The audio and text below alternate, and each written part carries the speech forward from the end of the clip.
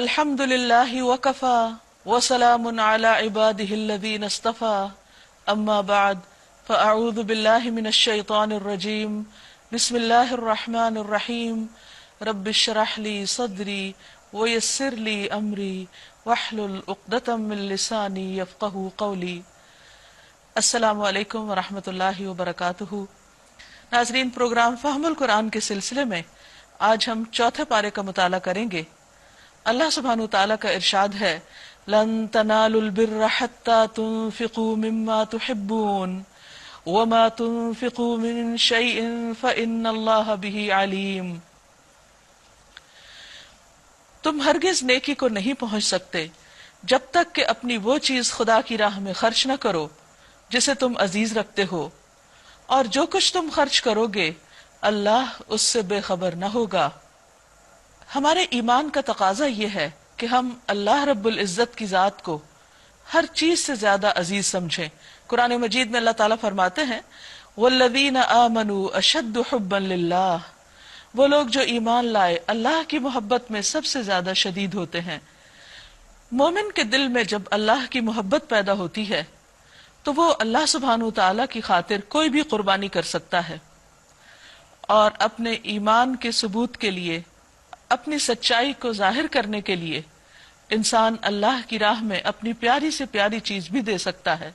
اور یہاں اسی چیز کا تقاضا کیا جا رہا ہے، اور یہ شرط لگا دی گئی کہ تم اس وقت تک نیکی کو پہنچ نہیں سکتے، جنت تک پہنچ نہیں سکتے جب تک اللہ کے راستے میں وہ نہ دو جسے تم محبوب رکھتے ہو۔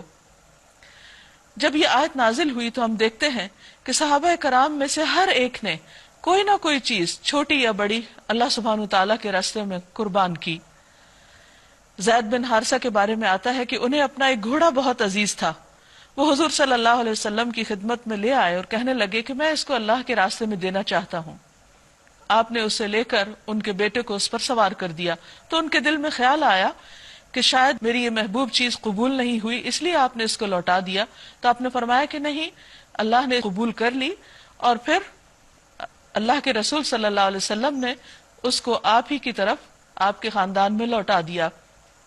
اسی طرح حضرت انس رضی اللہ تعالیٰ عنہ بیان کرتے ہیں کہ جب یہ آیت اتری تو ابو طلحہ رضی اللہ تعالیٰ عنہ کا ایک بہت ہی زبردست باغ تھا جس میں بیرہا نامی کنواں بھی تھا، جس میں کھجور کے 600 درخت تھے۔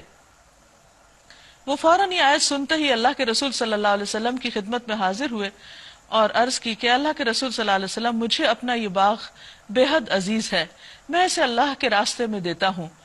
آپ صلی اللہ علیہ وسلم نے فرمایا کہ جاؤ اور اسے اپنے اقرباء میں تقسیم کر دو۔ تو انہوں نے اپنے چچا کے بیٹوں اور رشتہ داروں میں اس باغ کو تقسیم کر دیا۔ اسی طرح جب یہ آیت نازل ہوئی تھی کہ من یقرض اللہ قرضا حسنا فیضاعفہ لہ اضعافا کثیرا، کون ہے جو اللہ کو قرض حسنہ دے، تو اس وقت ابو الدہداہ نامی ایک صحابی اللہ کے رسول صلی اللہ علیہ وسلم کی خدمت میں حاضر ہوئے اور انہوں نے یہ عرض کیا کہ میرا ایک باغ ہے جس میں 200 کھجور کے درخت ہیں، میں اسے اللہ کے راستے میں دینا چاہتا ہوں۔ اور پھر فوراً اپنے باغ کی طرف گئے اور وہاں ان کے بیوی بچے مقیم تھے، ان کو کہنے لگے، اے ام دہدہ، تم باہر آ جاؤ، میں نے اللہ کو اپنا یہ باغ قرض دے دیا ہے۔ اسی طرح حضرت عمر رضی اللہ تعالیٰ عنہ نے جب یہ آیت سنی تو اس موقع پر انہوں نے اپنی خیبر کی زمین، جو کہ ایک بہترین زمین تھی، بہت زرخیز زمین تھی، اس کو اللہ سبحانہ وتعالیٰ کے لیے صدقہ کرنے کا سوچا۔ تو نبی صلی اللہ علیہ وسلم کی خدمت میں حاضر ہو کر اپنے خیال کو ظاہر کیا تو آپ نے فرمایا کہ تم زمین اپنے پاس رکھو لیکن اس کا پھل صدقہ کر دیا کرو۔ تو اس سے یہ پتہ چلتا ہے کہ صحابہ کرام سب سے بڑھ کر اللہ کے حکم پر عمل کرنے والے تھے۔ صحابہ کرام کا تو یہ طرز عمل تھا، لیکن آج ہمارا کیا حال ہے؟ ہم ان سب چیزوں کو پڑھتے ہیں، سنتے ہیں، لیکن ٹس سے مس نہیں ہوتے۔ اللہ کے راستے میں ہم نے آج تک کیا کیا اور کون کون سی محبوب چیزیں خرچ کی، ہمیں اس بارے میں سوچنا چاہیے، کیونکہ اللہ تعالیٰ فرماتے ہیں تم ہرگز نیکی کو پا ہی نہیں سکتے، نیکی کی روح تک پہنچ ہی نہیں سکتے جب تک کہ اپنی محبوب چیز اپنے محبوب رب العالمین کے لیے خرچ نہ کرو، اس کی خاطر نہ دو۔ اور اگر دیکھا جائے تو اللہ تعالیٰ کو تو ان چیزوں سے کوئی غرض نہیں اور نہ انہیں ان چیزوں کی کوئی ضرورت ہے، اور ہم جتنی بھی مثالیں دیکھتے ہیں ان میں نبی صلی اللہ علیہ وسلم نے خرچ کرنے والے کو جو بھی اس نے دیا واپس اسی کے خاندان میں یا اسی کے اقربا میں یا کسی بھی طرح اسی کو فائدہ پہنچاتے ہوئے لوٹا بھی دیا۔ اللہ کے نبی صلی اللہ علیہ وسلم نے فرمایا، اس ذات کی قسم جس کے ہاتھ میں میری جان ہے، تم میں سے کوئی شخص اس وقت تک مومن نہیں ہو سکتا جب تک اپنے بھائی کے لیے خیر میں سے وہی پسند نہ کرے جو اپنے لیے پسند کرتا ہے۔ یعنی بہترین چیز دینا اس لیے بھی ضروری ہے تاکہ دوسرے کو بھی پسند آئے۔ یہ سب دراصل ہمارے امتحان ہوتے ہیں کہ ہم دین کو کس درجے پر لیتے ہیں، اللہ کے حکم کو کیا اہمیت دیتے ہیں۔ پھر فرمایا، کل الطعام کان حلا لبنی اسرائیل الا ما حرم اسرائیل علی نفسه من قبل ان تنزل التوراۃ قل فأتوا بالتوراۃ فاتلوها ان کنتم صادقین۔ کھانے کی یہ ساری چیزیں جو شریعت محمدی میں حلال ہیں بنی اسرائیل کے لیے بھی حلال تھی۔ بیسیکلی یہ بات اس لیے کی گئی کہ بنی اسرائیل کے علماء نے ایک خود ساختہ فقہ بنا رکھی تھی جس میں اونٹ اور خرگوش کے گوشت کو حرام قرار دیا ہوا تھا۔ نبی صلی اللہ علیہ وسلم نے ان دونوں چیزوں کو جب حلال قرار دیا تو اس پر انہیں بہت اعتراض ہوا کہ یہ کیسے پیغمبر ہیں کہ انہوں نے ہماری ہر اس چیز کو جو ہم نے حرام قرار دے رکھی ہے اس کو حلال کر لیا ہے۔ تو اس پر اللہ سبحانہ وتعالی نے فرمایا کہ اصلاً تو یہ چیزیں حرام نہیں تھیں، یہ تو تورات کے نازل کیے جانے سے پہلے اسرائیل یعنی یعقوب علیہ السلام نے اونٹ کے گوشت کو اپنی کسی خاص بیماری کی وجہ سے چھوڑ دیا تھا، یہ ان کی شریعت میں حرام نہیں تھا۔ ان سے کہو اگر تم اپنے اعتراض میں سچے ہو تو لاؤ تورات اور پیش کرو اس کی کوئی عبارت یعنی کوئی دلیل دو۔ اس کے بعد بھی جو لوگ اپنی جھوٹی گھڑی ہوئی باتیں اللہ کی طرف منسوب کرتے رہیں وہی در حقیقت ظالم ہیں۔ کہو اللہ نے جو کچھ فرمایا ہے سچ فرمایا ہے، تم کو یکسو ہو کر ابراہیم علیہ السلام کے طریقے کی پیروی کرنی چاہیے، اور ابراہیم علیہ السلام شرک کرنے والوں میں سے نہ تھے۔ دوسرا ان کا اعتراض یہ تھا کہ اگر یہ پیغمبر یعنی محمد صلی اللہ علیہ وسلم واقعی پیغمبر ہیں تو انہوں نے بیت المقدس کو چھوڑ کر کعبہ کو اپنا قبلہ کیوں قرار دے دیا ہے، کیونکہ آج تک جتنے بھی پیغمبر آئے ہیں وہ بیت المقدس کی طرف منہ کر کے نماز پڑھتے رہے۔ تو اس پر ان کا یہ اعتراض دور کر دیا گیا کہ سب سے پہلا قبلہ تو کعبہ ہی تھا، ان اول بیت وضع للناس للذی ببکۃ مبارکا وہدی للعالمین، بے شک سب سے پہلی عبادت گاہ جو انسانوں کے لیے تعمیر ہوئی وہ وہی ہے جو مکہ میں واقع ہے۔ یعنی مکہ میں جو کعبہ ہے یہ بیت المقدس سے پہلے تعمیر ہوا تھا۔ ایک مرتبہ حضرت ابو ذر نے نبی صلی اللہ علیہ وسلم سے اس کے بارے میں دریافت کیا تو آپ نے فرمایا کہ سب سے پہلے کعبہ تعمیر ہوا اور اس کے بعد بیت المقدس یا مسجد اقصی۔ پوچھا گیا ان دونوں میں فرق کتنا ہے تو آپ نے فرمایا 40 سال۔ اور ویسے بھی سب کو معلوم تھا کہ آخری نبی کا قبلہ کعبہ ہی ہوگا، لیکن چونکہ اہل کتاب کو نبی صلی اللہ علیہ وسلم سے ایک خاص قسم کا حسد تھا اس لیے وہ چھوٹی چھوٹی باتوں کو ایشو بنا کر آپ کو ہر روز پریشان رکھتے تھے۔ اللہ سبحانہ وتعالیٰ نے جہاں جہاں جن چیزوں کی درستگی اور جن چیزوں کے بارے میں آپ کا دفاع کرنا تھا وہ قرآن مجید میں کر دیا گیا۔ پھر کعبہ کے بارے میں کچھ باتیں، فیہ آیات بینات مقام ابراہیم، اس میں کھلی کھلی نشانیاں ہیں، ابراہیم علیہ السلام کا مقام عبادت ہے اور اس کا حال یہ ہے کہ جو اس میں داخل ہوا امن میں آ گیا۔ وَلِلَّهِ عَلَى النَّاسِ حِجُّ الْبَيْتِ مَنِ اسْتَطَاعَ إِلَيْهِ سَبِيلًا، لوگوں پر اللہ کا یہ حق ہے کہ جو اس گھر تک پہنچنے کی استطاعت رکھتا ہو وہ اس کا حج کرے، یعنی جس کے پاس اتنے وسائل ہوں اور صحت بھی ہو تو اسے اللہ کے گھر حاضر ہونا چاہیے۔ رسول اللہ صلی اللہ علیہ وسلم نے فرمایا حج کا فرض پورا ہونے میں جلدی کرو کیونکہ کسی کو نہیں پتا کہ کون سی رکاوٹ پیش آ جائے اور ایسا نہ ہو کہ انسان فریضہ سر پہ لیے دنیا سے چلا جائے۔ اور جو کوئی اس حکم کی پیروی سے انکار کرے تو اسے معلوم ہو جانا چاہیے کہ اللہ تمام دنیا والوں سے بے نیاز ہے، یعنی جو استطاعت رکھتا اور پھر اللہ کے گھر حاضر نہ ہو وہ حقیقت میں بدقسمت اور محروم ہے۔ نبی صلی اللہ علیہ وسلم نے اسلام کی جو 5 بنیادیں بتائیں ان میں حج البیت بھی ایک بنیاد ہے یا ایک بیسک پلر ہے۔ ابو سعید خدری سے مروی ہے کہ نبی صلی اللہ علیہ وسلم نے فرمایا، اللہ تعالیٰ فرماتا ہے جب میں بندے کو صحت اور مال عطا کروں اور اس پر 5 سال گزر جائیں اور وہ میری طرف نہ آئے تو وہ محروم ہے. یعنی اللہ کے گھر جانے کے لیے انسان کو تڑپتے رہنا چاہیے، نہ کہ بلا وجہ وہاں جائے ہی نہ. کہو اے اہل کتاب، تم اللہ کی باتیں ماننے سے کیوں انکار کرتے ہو؟ جو حرکتیں تم کر رہے ہو اللہ سب کچھ دیکھ رہا ہے.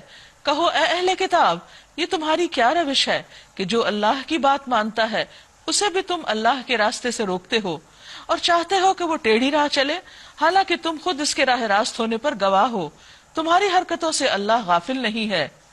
یا ایھا الذین آمنوا ان تطیعوا فریقا من الذین اوتوا الکتاب یردوکم بعد ایمانکم کافرین. اے لوگو جو ایمان لائے ہو، اگر تم نے ان اہل کتاب میں سے ایک گروہ کی بات مانی تو یہ تمہیں ایمان سے پھر کفر کی طرف پھیر لے جائیں گے، کیونکہ ان کو تمہارا ایمان لانا تو پسند ہی نہیں. وَكَيْفَ تَكْفُرُونَ وَأَنْتُمْ تُتْلَى عَلَيْكُمْ آيَاتُ اللَّهِ. اور تم کفر کر بھی کیسے سکتے ہو حالانکہ تم پر اللہ کی آیات پڑھی جاتی ہیں. وَفِيكُمْ رَسُولُهُ، اور تمہارے درمیان اس کا رسول موجود ہے. وَمَن يَعْتَصِم بِاللَّهِ، اور جو اللہ کو مضبوطی سے پکڑ لے گا، اللہ کو تھام لے گا، فَقَدْ هُدِيَ إِلَى صِرَاطٍ مُسْتَقِيمٍ، تو وہ سیدھے رستے کی طرف ہدایت دے دیا جائے گا. یعنی اصل صراط مستقیم کیا ہے؟ اللہ رب العزت کی طرف جانا، اس سے تعلق قائم کرنا، ہر معاملے میں اس کی طرف رجوع کرنا، اس کو تھام لینا، ہر مشکل میں اس کو پکارنا. یا ایھا الذین آمنوا اتقوا اللہ، اے لوگو جو ایمان لائے ہو اللہ سے ڈرو. کیسے؟ حق تقاتہ، جیسے اس سے ڈرنے کا حق ہے. ولا تموتن الا وانتم مسلمون، اور تمہیں موت ہرگز نہ آئے مگر اس حال میں کہ تم مسلمان ہو، فرما بردار ہو، اللہ کے اطاعت گزار ہو. یہ ہے دراصل مطلوب اہل ایمان سے، یہ ہے دین کی روح کہ انسان کے اندر تقوی پیدا ہو، اللہ کا ڈر پیدا ہو. کسی نے پوچھا آپ سے کہ تقوی کی علامت کیا ہے، یا انسان کب متقی ہوتا ہے؟ تو فرمایا کہ جب وہ اپنی زبان کی حفاظت کرتا ہے. گویا وہ شخص متقی نہیں ہو سکتا جو بے سوچے سمجھے باتیں کرتا ہے، غصے کے وقت اپنے آپ کو کنٹرول نہیں کر سکتا، کسی پر غضبناک ہو تو گالی گلوچ سے اپنے آپ کو نہیں روک سکتا، تو ایسا شخص متقی نہیں ہو سکتا. کسی بھی مومن کے لیے تقوی کی حالت ایک شعوری حالت ہوتی ہے جس میں انسان اپنے اعمال کا، اپنے حالات کا، اپنے دل کی حالت کا، اپنے ظاہری اعمال کا، اپنی گفتگو کا، اپنی سوچوں کا، ہر چیز کا پورا پورا ادراک کرتا ہے، اس کا محاسبہ کرتا ہے، اپنا خیال رکھتا ہے کہ وہ کس سمت کو جا رہا ہے، وہ کیا کر رہا ہے. اس لیے فرمایا کہ یہ ساری زندگی کا ایک امتحان ہے. تمہیں موت بھی اس حال میں آئے کہ تم واقعی اللہ کے فرما بردار ہو. وَلَا تَمُوتُنَّ إِلَّا وَأَنْتُمْ مُسْلِمُونَ. اللہ سے اچھے گمان کے ساتھ ہمیں ملاقات کرنا چاہیے. جابر بن عبداللہ رضی اللہ عنہ سے مروی ہے کہ میں نے رسول اللہ صلی اللہ علیہ وسلم سے آپ کی وفات سے 3 دن پہلے سنا. آپ نے فرمایا تم میں سے کوئی اس وقت تک نہ مرے مگر یہ کہ وہ اللہ عز و جل سے اچھا گمان رکھتا ہو، کیونکہ آخرت کی منزلیں بہت سخت ہیں. قیامت کا دن اور پھر قیامت کے بعد کے مرحلے، یعنی جنت اگر نہیں کسی کو ملتی، جہنم ہے تو وہ بہت ہی بدترین مقام ہے، بئس المصیر ہے. ایک حدیث میں آتا ہے کہ جہنمی جو کھانا کھائیں گے اس میں جو تھور کا درخت ہے، زقوم کا درخت، اگر اس کا صرف ایک قطرہ دنیا میں پھینک دیا جائے تو سارے اہل زمین کا جینا دوبھر ہو جائے، تو کہاں وہی کھانا کھانا پڑے گا. اس لیے انسان پوری احتیاط کے ساتھ زندگی بسر کرے کہ اللہ سبحانہ وتعالیٰ کے حقوق اور بندوں کے حقوق دینے میں، حرام چیزوں سے بچنے میں، اللہ کی نافرمانی کے کاموں میں نہ پڑنے کا پورا پورا خیال کرے. کیونکہ ایسا نہ ہو کہ انسان ساری زندگی محنت کرتا رہے اور عین کسی وقت غفلت کے ساتھ پھسل کر موت کے وقت وہ پلٹ جائے دین سے، یا کسی غلط کام میں پڑھ کر اس کی موت آ جائے، تو اس کے لیے بڑے ہی خسارے کی بات ہے.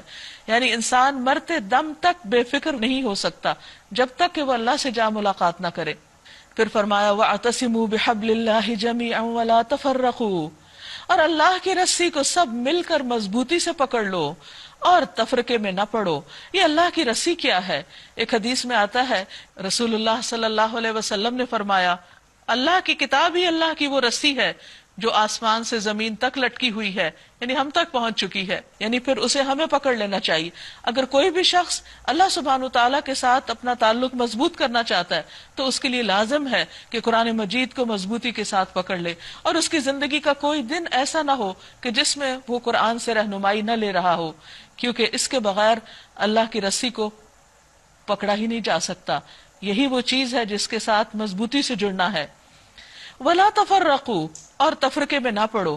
تفرقے میں انسان کب پڑتا ہے؟ جب وہ شیطان کی بات مانتا ہے، یا اپنے نفس کی خواہشات پہ چلتا ہے، یا وہ دنیا کا وہ لطف اٹھانا چاہتا ہے جو اس کے نفس نے اس کے لیے روا کر رکھا ہو۔ لیکن جب انسان قرآن مجید کے ساتھ مسلسل تعلق رکھتا ہے تو یہ ہو نہیں سکتا کہ وہ اس کو ہر موقع کے مطابق گائیڈ نہ کرتا رہے، اور ساتھ ساتھ اس کی اصلاح نہ کرتا رہے، ساتھ ساتھ اس کا تزکیہ نہ ہوتا رہے۔ اس لیے فرمایا کہ تفرقے سے بچنے کا علاج بھی کیا ہے؟ قرآن کو مضبوطی سے پکڑنا۔ اس پر رسول اللہ صلی اللہ علیہ وسلم نے فرمایا، اللہ نے تمہارے لیے 3 باتوں کو پسند کیا ہے۔ نمبر 1، تم صرف اسی کی عبادت کرو اور اس کے ساتھ کسی کو شریک نہ ٹھہراؤ۔ نمبر 2، اللہ کی رسی کو مضبوطی سے پکڑے رکھو۔ نمبر 3، تفرقہ بازی نہ کرو۔ وَاذْكُرُوا نِعْمَتَ اللَّهِ عَلَيْكُمْ، اللہ کے اس احسان کو یاد رکھو جو اس نے تم پر کیا۔ اذ کنتم اعداء، جب تم دشمن تھے، یعنی اسلام کی نعمت کے آنے سے پہلے، نبی صلی اللہ علیہ وسلم کے مدینہ جانے سے پہلے خاص طور پر اوس اور خزرج آپس میں ایک دوسرے کے جانی دشمن تھے۔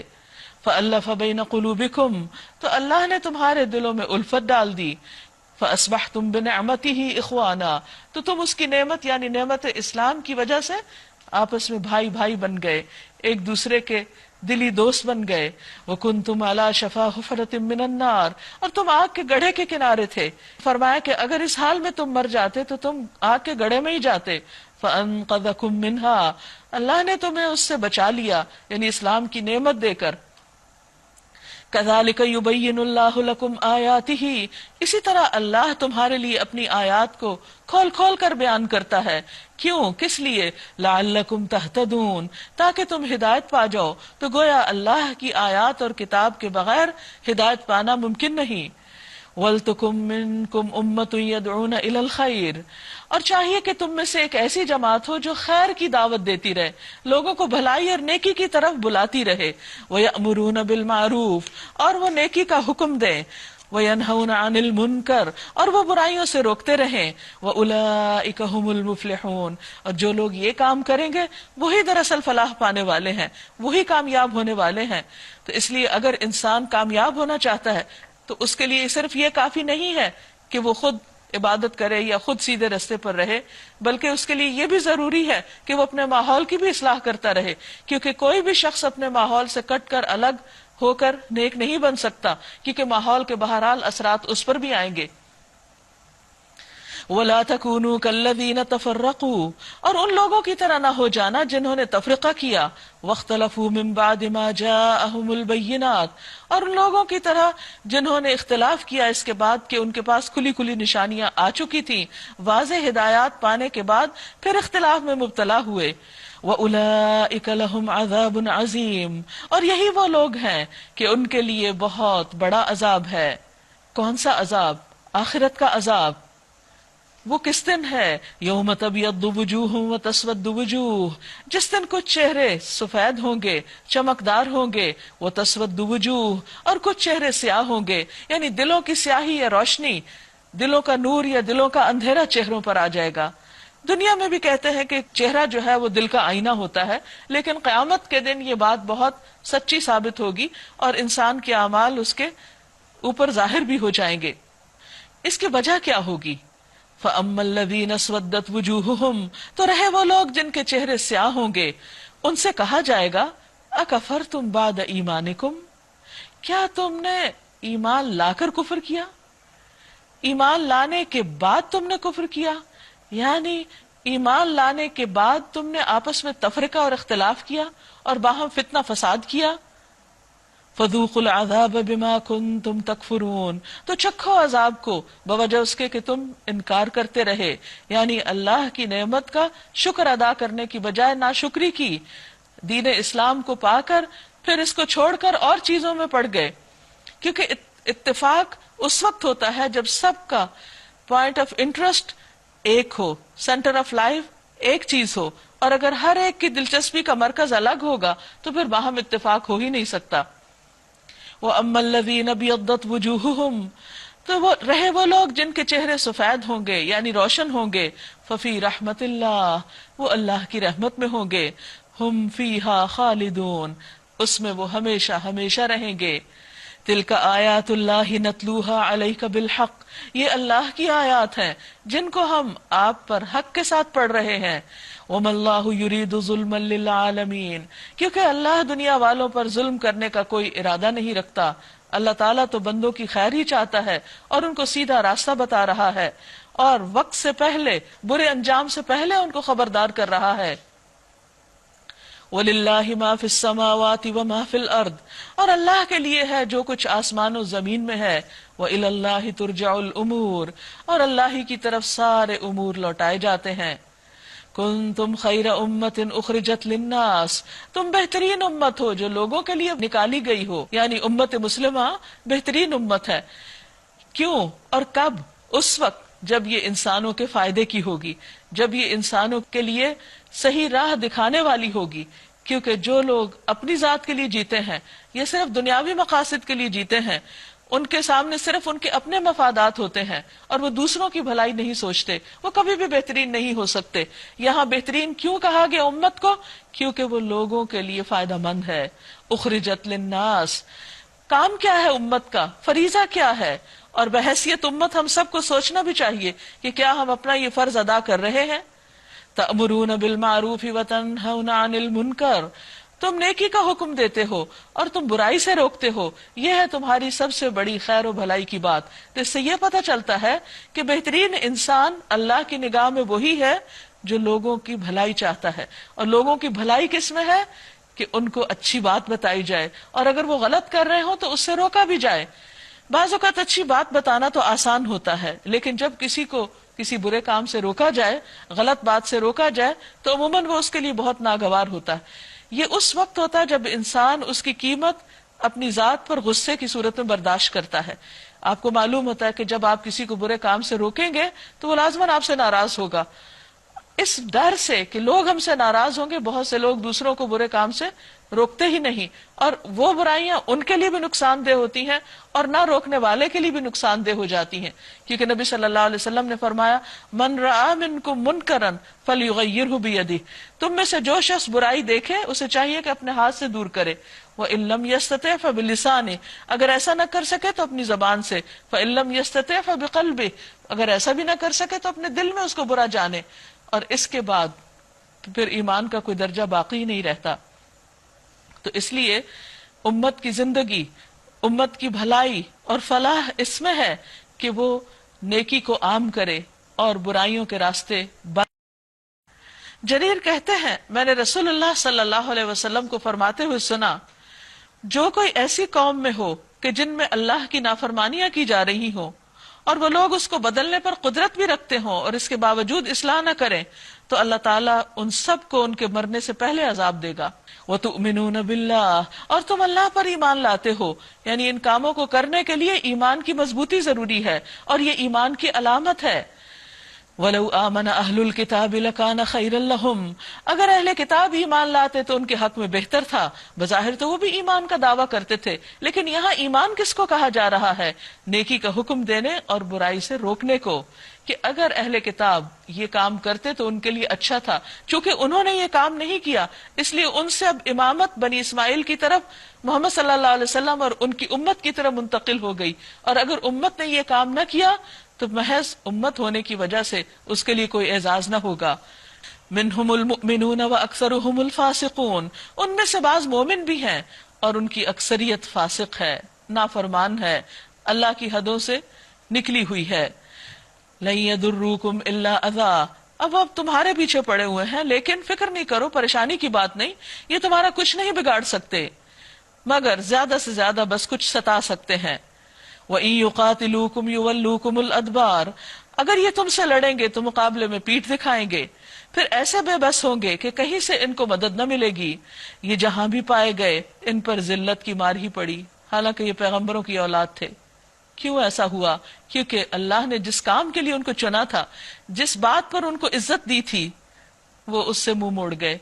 تو کسی کے لیے بھی اعزاز یا کسی کا بھی مقام اللہ کی نگاہ میں اسی وقت بلند ہو سکتا ہے جب اپنا وہ فریضہ ادا کرے جس کے لیے اللہ نے اس کو پیدا کیا ہے، یا جو اس کے ذمہ یا اس کو سپرد کیا گیا ہے۔ تو بنی اسرائیل نے چونکہ یہ کام نہ کیا تو اس لیے فرمایا کہ اللہ نے ان پر ذلت کی مار ڈالی اور وہ ذلیل ہو کر رہ گئے۔ کہیں اللہ کے ذمہ یا انسانوں کے ذمہ میں پناہ مل گئی تو یہ اور بات ہے، یہ اللہ کے غضب میں گھر چکے ہیں، ان پر محتاجی اور مغلوبی مسلط کر دی گئی، اور یہ سب کچھ صرف اس وجہ سے ہوا کہ یہ اللہ کی آیات سے کفر کرتے رہے۔ خاص طور پر آپ دیکھیے کہ نبی صلی اللہ علیہ وسلم پر جب ایمان نہیں لائے تو ان کے ہنستے بستے گھر اور ان کی بستیاں کس طرح اجڑ گئیں، اور ان کا حال کیا ہوا، انجام کیا ہوا، اور انہوں نے پیغمبروں کو ناحق قتل کیا۔ یہ ان کی نافرمانیوں اور زیادتیوں کا انجام ہے۔ لیسو سواء، سب برابر نہیں، یعنی سارے اہل کتاب ایک جیسے نہیں، ان میں کچھ اچھے لوگ بھی ہیں۔ من اہل الکتاب امۃ قائمۃ یتلون آیات اللہ آناء اللیل وہم یسجدون، وہ راتوں کو اللہ کی آیات پڑھتے ہیں اور اس کے آگے سجدہ ریز ہوتے ہیں۔ یہاں پر آپ دیکھیے کہ اللہ سبحانہ وتعالیٰ جب کسی کے اندر خیر ہوتی ہے تو اس کو بھی ذکر کرتے ہیں، یعنی کسی کے اگینسٹ کو بائسز نہیں ہے، جہاں کوئی اچھی چیز ہے اس کو بھی مینشن کر دیا گیا ہے۔ یؤمنون باللہ والیوم الآخر، وہ اللہ اور یوم آخرت کو مانتے ہیں۔ ویأمرون بالمعروف وینہون عن المنکر، وہ نیکی کا حکم دیتے ہیں اور برائی سے روکتے ہیں، یہ ہے خوبی اور بھلائی کی علامت۔ ویسارعون فی الخیرات، اور وہ خیرات یعنی اچھے نیکی کے کاموں میں آگے آگے ہوتے ہیں، جلدی کرتے ہیں۔ وَأُولَئِكَ مِنَ الصَّالِحِينَ، اور یہی لوگ صالحین میں سے ہیں۔ اور یہ جو نیکی میں آگے بڑھنے والی بات ہے تو اس میں ہم دیکھتے ہیں کہ اہل کتاب میں سے کچھ لوگ جیسے عبداللہ بن سلام اور کچھ اور لوگ جب نبی صلی اللہ علیہ وسلم مدینہ تشریف لائے، آپ کے بارے میں معلوم ہوا تو فوراً خدمت میں حاضر ہوئے اور اسلام قبول کر لیا۔ انہوں نے دیر نہیں کی کیونکہ ان کے دل میں اللہ کی محبت تھی اور وہ جینوئنلی نبی صلی اللہ علیہ وسلم کا انتظار بھی کر رہے تھے، اور جب انہیں وہ نشانیاں نظر آئیں تو ایمان لانے میں دیر نہیں کی، کیونکہ یہ ساری نیکیاں اسی وقت قبول ہوتی ہیں جب ایمان ہوتا ہے۔ وَمَا يَفْعَلُوا مِنْ خَيْرٍ فَلَنْ يُكْفَرُوهُ، اور جو نیکی وہ کریں گے اس کی ناقدری نہ کی جائے گی۔ وَاللَّهُ عَلِيمٌ بِالْمُتَّقِينَ، اور اللہ متقین کو خوب جانتا ہے۔ ان الذين كفروا لن تغني عنهم اموالهم ولا اولادهم من الله شيئا، رہے وہ لوگ جنہوں نے کفر کا رویہ اختیار کیا تو اللہ کے مقابلے میں ان کو نہ ان کا مال کچھ کام آئے گا اور نہ اولاد، وہ تو آگ میں جانے والے لوگ ہیں اور آگ ہی میں ہمیشہ رہیں گے۔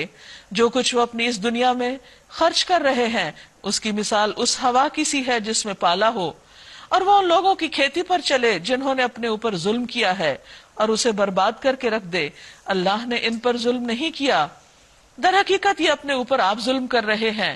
یعنی اگر کوئی بھی شخص اللہ کی خاطر کام نہیں کرتا اور دکھاوے کے لیے صدقہ خیرات کرتا ہے تو پھر وہ ایسا ہی ہے کہ جیسے ایک بہت بڑا باغ لگائے لیکن ایک ایسی ہوا چلے کہ سارا باغ جل جائے اور باقی کچھ بھی ہاتھ نہ رہے، تو وہ نیکیاں جو نمائشی ہوتی ہیں وہ کسی بھی ایک وجہ سے ساری کی ساری ختم ہو سکتی ہیں۔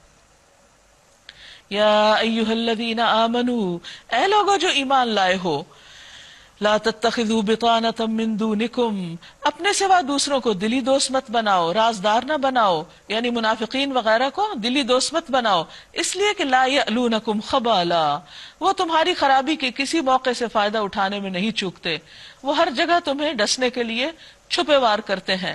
ودوا ما عنتم، تمہیں جس چیز سے نقصان پہنچے وہی ان کو محبوب ہے۔ قد بدت البغضاء من افواہہم، ان کے دل کا بغض ان کے منہ سے نکلا پڑتا ہے، اور جو کچھ وہ اپنے سینوں میں چھپائے ہوئے ہیں، یعنی جو ان کے دل میں تمہارے خلاف نفرت اور حسد ہے وہ اس سے بھی شدید تر ہے۔ ہم نے تمہیں صاف صاف ہدایات دے دی ہیں، اگر تم عقل رکھتے ہو تو ان سے تعلق رکھنے میں احتیاط برتو گے۔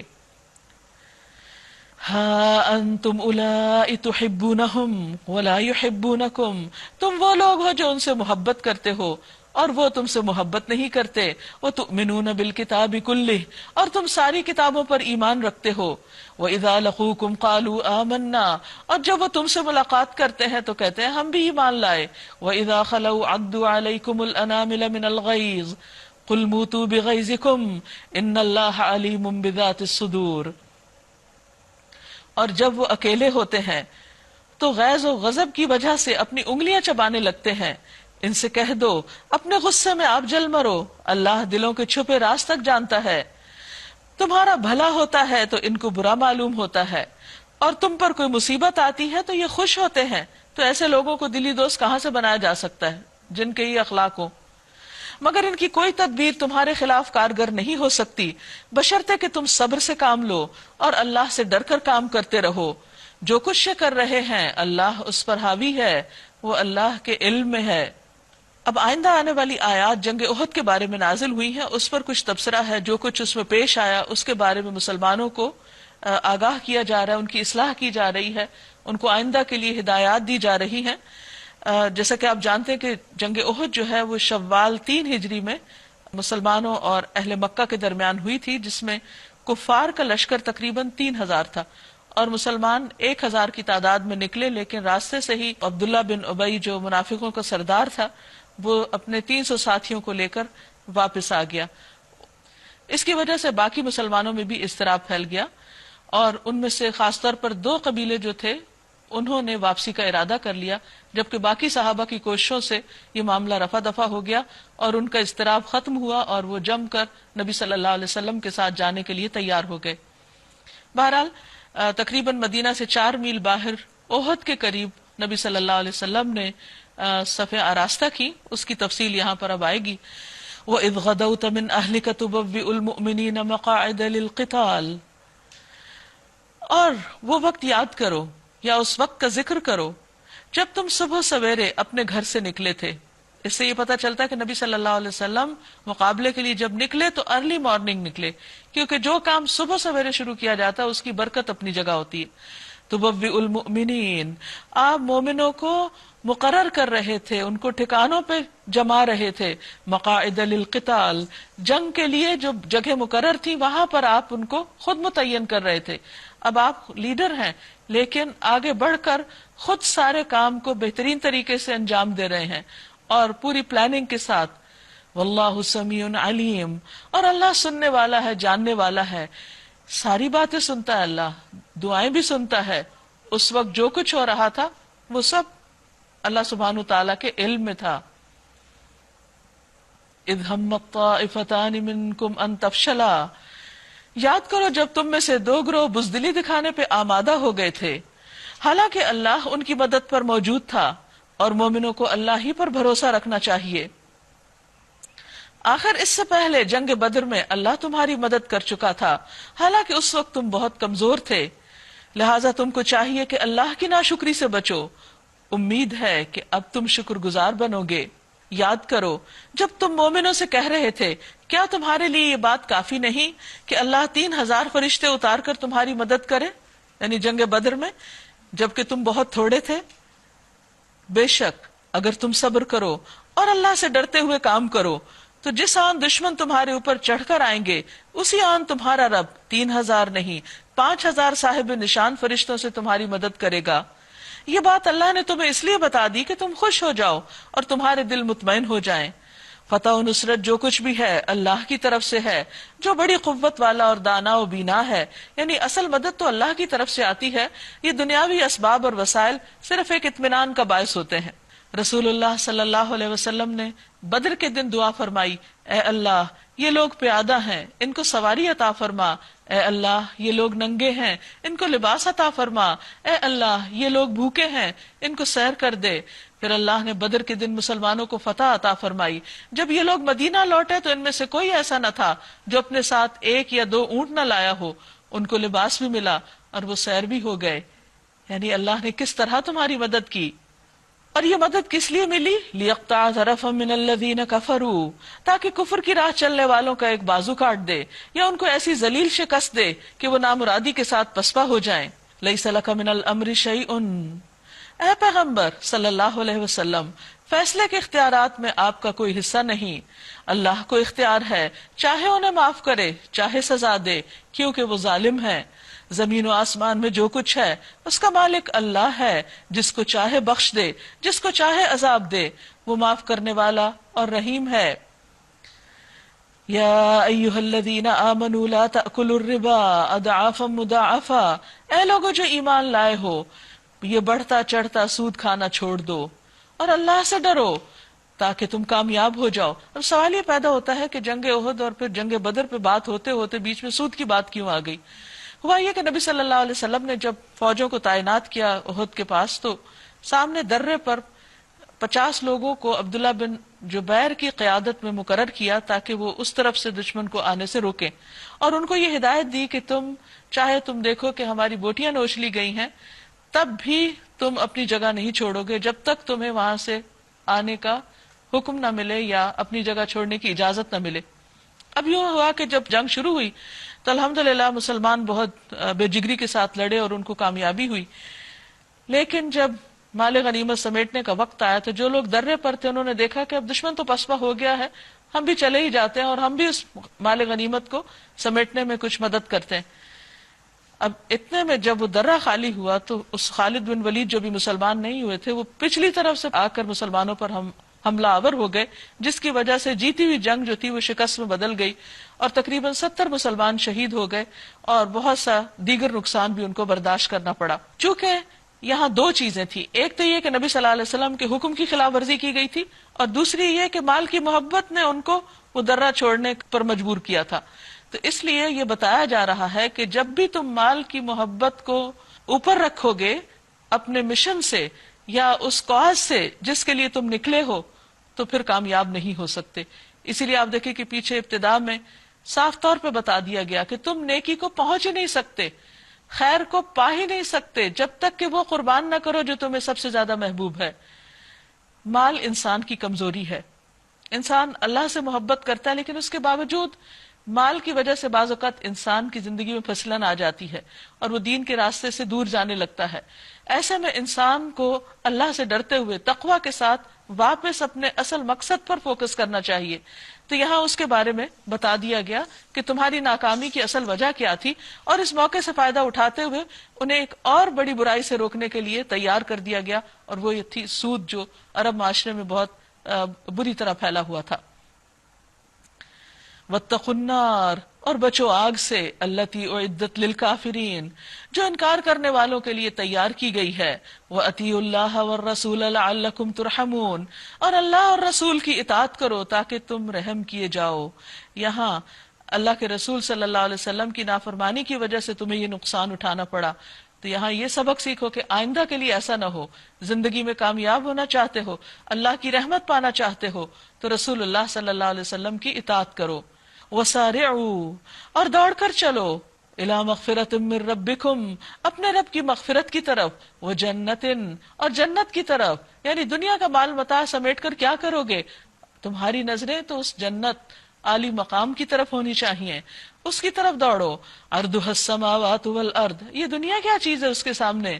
وہ جنت، اس کا عرض، اس کی وڈت آسمان و زمین برابر ہے۔ رسول اللہ صلی اللہ علیہ وسلم نے فرمایا جنتی جنت میں داخل ہو جائیں گے اور اس میں زائد جگہ بچ جائے گی، پھر اللہ تعالیٰ اس کے لیے ایک اور مخلوق کو پیدا کر کے جنت کے باقی ماندہ حصے میں اسے آباد کرے گا۔ یعنی اتنی بڑی ہے جنت۔ اعدت للمتقین، جو تقوی والوں کے لیے تیار کی گئی ہے۔ کون ہے یہ تقوی والے؟ کیا ہیں ان کی صفات، ان کی علامات کیا ہیں؟ یہ وہ لوگ ہیں جو مال کی محبت میں نہیں مبتلا بلکہ اس کے برعکس مال خرچ کرنے والے ہیں۔ الذین ينفقون فی السراء والضراء، یہ وہ لوگ ہیں جو ہر حال میں اپنے مال خرچ کرتے ہیں، خواہ بدحال ہوں یا خوشحال۔ والقاظمین الغیظ، جو غصے کو پی جانے والے ہیں۔ والعافین عن الناس، اور دوسروں کے قصور معاف کر دیتے ہیں۔ یہ ہے متقین۔ نبی صلی اللہ علیہ وسلم نے فرمایا جس نے اپنے غصے کو روک لیا اللہ اس کی خامیوں پر پردہ ڈال دے گا۔ جو آدمی اپنے غصے کو نافذ کرنے کے باوجود پی گیا، یعنی وہ غصہ کر سکتا تھا لیکن اس نے کنٹرول کر لیا، اللہ تعالیٰ قیامت کے دن اس کے دل کو امیدوں سے بھر دے گا۔ یہ ہے تقوی والے، ان کے لیے ہے جنت۔ واللہ یحب المحسنین، اور اللہ محسنین سے محبت رکھتا ہے. یعنی یہ ان لوگوں کی صفات ہے جو احسان کے درجے پر کام کرتے ہیں، ایکسیلنس کے لیول پر کام کرتے ہیں، جو صرف بدلے کے طور پر اچھا نہیں کرتے بلکہ یہ دیکھتے ہیں کہ انہیں کیا کرنا چاہیے. وہ صرف اس لیے نہیں کسی کو معاف کر دیتے کہ دوسرے نے ان سے معافی مانگی، وہ اس کے بغیر بھی معاف کرنے کی ہمت رکھتے ہیں اور اپنے غصے کو کنٹرول کر جاتے ہیں. حقیقت یہ ہے کہ انسان متقی اس وقت تک ہو ہی نہیں سکتا جب تک اپنے غصے پر قابو نہ پائے. رسول اللہ صلی اللہ علیہ وسلم نے فرمایا، کیا میں تمہیں ایسا شخص نہ بتاؤں جو پہلوان سے بھی زیادہ طاقتور ہے؟ وہ آدمی جس پر کسی شخص نے زیادتی کی اور اس نے اپنے غصے کو پی لیا، بس وہ اس پر غالب آ گیا اور اپنے شیطان پر غالب آ گیا اور اپنے ساتھی کے شیطان پر غالب آ گیا، یعنی اس نے 3 کو پچھاڑا، اور لوگوں کی طرف سے پہنچنے والی ناخوشگوار باتوں کا صدمہ اپنے سینے پہ سہ کر اس کو دبا نہ جائے. کاظمین الغیظ، غصے کو کنٹرول کرنے والے، اس کا اظہار نہ کرنے والے اور کسی شکل میں اس کو دوسروں پر ظاہر نہ کرنے والے.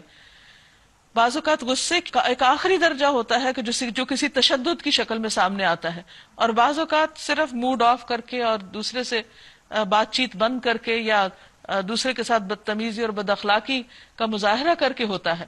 تو کسی بھی درجے میں ایسا کرنا اخلاق کے منافی ہے، اور خصوصاً اپنی ذات کے لیے. ہاں، اگر دین کی کوئی حرمت پامال ہو رہی ہو تو اس کے لیے اللہ سبحانہ و تعالیٰ نے غصے کی چیز ہمارے اندر رکھی ہے، لیکن ہم وہاں تو اس کو کبھی استعمال نہیں کرتے. ہاں، اپنی ذات کے لیے ضرور وقتاً فوقتاً، بلکہ اکثر ہی نکالتے رہتے ہیں، اور یہ کہہ کے کہ مجھے غصہ بہت آتا ہے یا مجھ سے نہیں کنٹرول ہوتا، تو اپنے آپ کو کھلی چھوٹ دے دیتے ہیں کہ پھر جو جی چاہے کریں. لیکن جنت کس کے لیے ہے؟ اس کے لیے جو اس کو کنٹرول کر جائے اور جو لوگوں سے درگزر کر جائے. اصل بات یہ ہے کہ اس پر اتنا فوکس کیوں کیا گیا اور اس کی اتنی اہمیت کیوں ہے. ایک تو یہ جنگ احد کے کانٹیکس میں، کیونکہ ان لوگوں سے جو غلطی ہوئی تھی وہ واقعی ایسی تھی کہ جس پر غصہ آنا چاہیے تھا، لیکن ساتھ ہی بتا دیا گیا کہ انسانوں سے غلطیاں ہو جاتی ہیں، اور یہ کوئی معمولی غلطی نہیں تھی جس کے نتیجے میں اتنے سارے لوگوں کی جانیں چلی گئی تھی. لیکن یہاں بھی کیا کہا گیا کہ اس کو کنٹرول کر لیا جائے. کیوں؟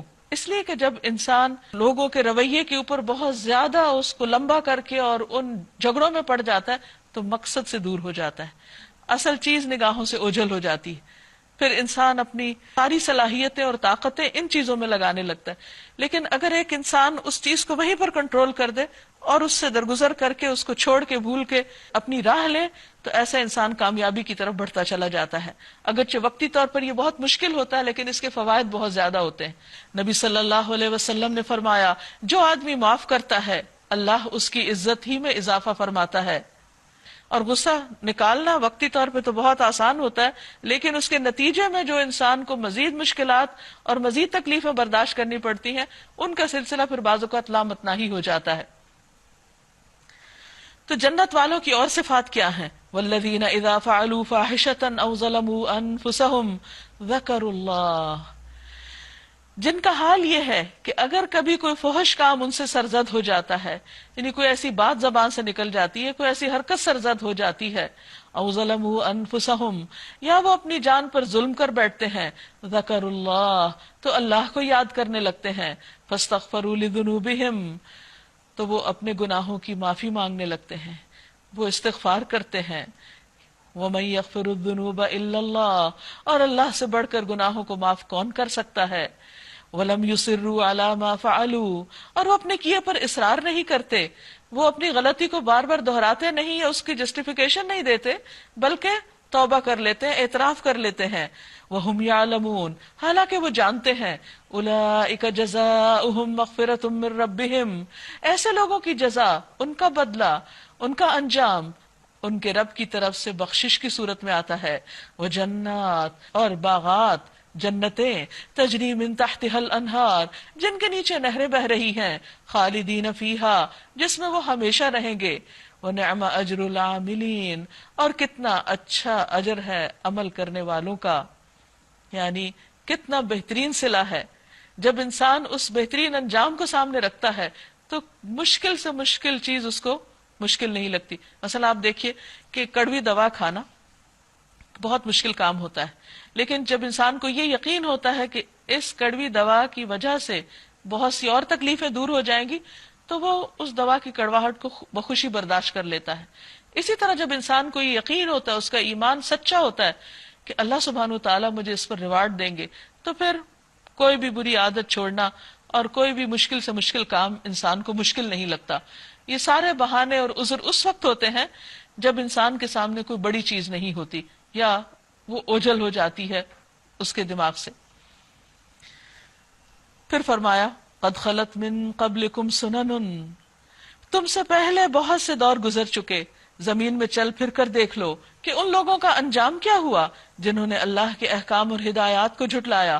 یعنی ایک طرف تو خوشخبری دی گئی کہ کرو گے تو یہ سب ملے گا، دوسری طرف بتا دیا گیا کہ جنہوں نے اللہ کی بات نہیں مانی پھر ان کا حشر کیا ہوا دنیا میں بھی۔ یہ لوگوں کے لیے ایک صاف اور صریح تنبیہ ہے، اور جو اللہ سے ڈرتے ہوں ان کے لیے ہدایت اور نصیحت ہے۔ اب چونکہ مسلمانوں کو بہت چوٹ لگی تھی، نقصان ہو گیا تھا جنگ احد میں، تو اس پر ان کو تسلی دی جا رہی ہے کہ غم نہ کرو۔ اس میں بھی ایک بہت بڑا سبق ہے۔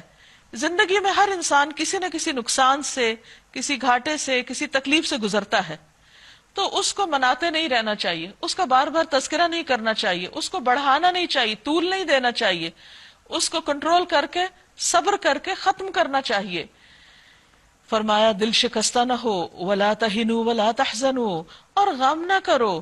حیرت کی بات ہے، اتنا بڑا صدمہ، اتنا بڑا نقصان، اللہ کے رسول صلی اللہ علیہ وسلم کے دندان مبارک شہید ہو رہے ہیں، آپ کو چہرہ مبارک پر چوٹ لگی، خود کی کڑیاں اندر چلی گئیں، لیکن ہر طرح سے صدمہ اٹھانے کے بعد کہا جا رہا ہے غم نہ کرو۔ ہمارے ہاں تو یہ ہوتا ہے کہ اگر کسی کا تھوڑا سا بھی نقصان ہو اور وہ صبر کرے تو کہتے ہیں کہ شاید یہ نارمل شخص ہے کہ یہ غم نہیں کر رہا، یعنی مجبور کرتے ہیں سب کہ وہ غم کا اظہار کرتا رہے، اور جو جتنا غم کا اظہار کرتا رہتا ہے وہ اتنا ہی لوگوں کی توجہ کا پھر مرکز بن جاتا ہے، اور اس وجہ سے بعض اوقات بعض اٹینشن سیکر ہر وقت غمگین نظر آتے ہیں یا غم کا ہی اظہار کرتے رہتے ہیں، جبکہ یہ ایک ناپسندیدہ چیز ہے۔ حضرت یعقوب علیہ السلام کی زندگی میں ہمارے لیے بہترین مثال ہے۔ انہوں نے کہا تھا انما اشکو بثی وحزنی الی اللہ، میں اپنے غم اور دکھ کی فریاد اللہ کے سامنے رکھتا ہوں، میں ان کے سامنے، اللہ کے سامنے اپنا شکوہ کرتا ہوں، بندوں کو نہیں سناتا، کیونکہ انسان اپنے غموں کی داستانیں اگر بندوں کے سامنے رکھتا رہے تو بندے بیزار ہو جاتے ہیں، اور انسان پھر وہی بات کے اپنے اصل مقصد سے دور ہو جاتا ہے، اس کو بھلا دیتا ہے۔ دل شکستہ نہ ہو، غم نہ کرو، کیونکہ دنیا کی بڑی سے بڑی تکلیف، دنیا کا بڑے سے بڑا نقصان آخرت کے مقابلے میں کوئی حقیقت ہی نہیں رکھتا۔ تو اس لیے انسان کی فکر یہ ہونی چاہیے کہ وہ آخرت کی تکلیف سے بچ جائے اور دنیا کی چھوٹی چھوٹی تکلیفوں کو اگنور کرتا رہے۔ پھر فرمایا وَأَنْتُمُ الْأَعْلَوْنَ إِن كُنتُم مُؤْمِنِينَ، تم ہی غالب رہو گے اگر تم مومن ہو، یعنی اپنے ایمان کو مضبوط کرو، ایمان کا جائزہ لو۔ یہ فتح اور شکست تو وقتی چیزیں ہوتی ہیں۔ اس وقت اگر تمہیں چوٹ لگی ہے تو اس سے پہلے ایسی ہی چوٹ تمہارے مخالف فریق کو بھی لگ چکی، یعنی جنگ بدر میں ان کے 70 مارے گئے تھے اور 70 قید بھی ہوئے تھے۔ تِلْكَ الْأَيَّامُ نُدَاوِلُهَا بَيْنَ النَّاسِ، اور یہ دن، یہ تو زمانے کے نشیب و فراز ہیں جنہیں ہم لوگوں کے درمیان گردش دیتے رہتے ہیں۔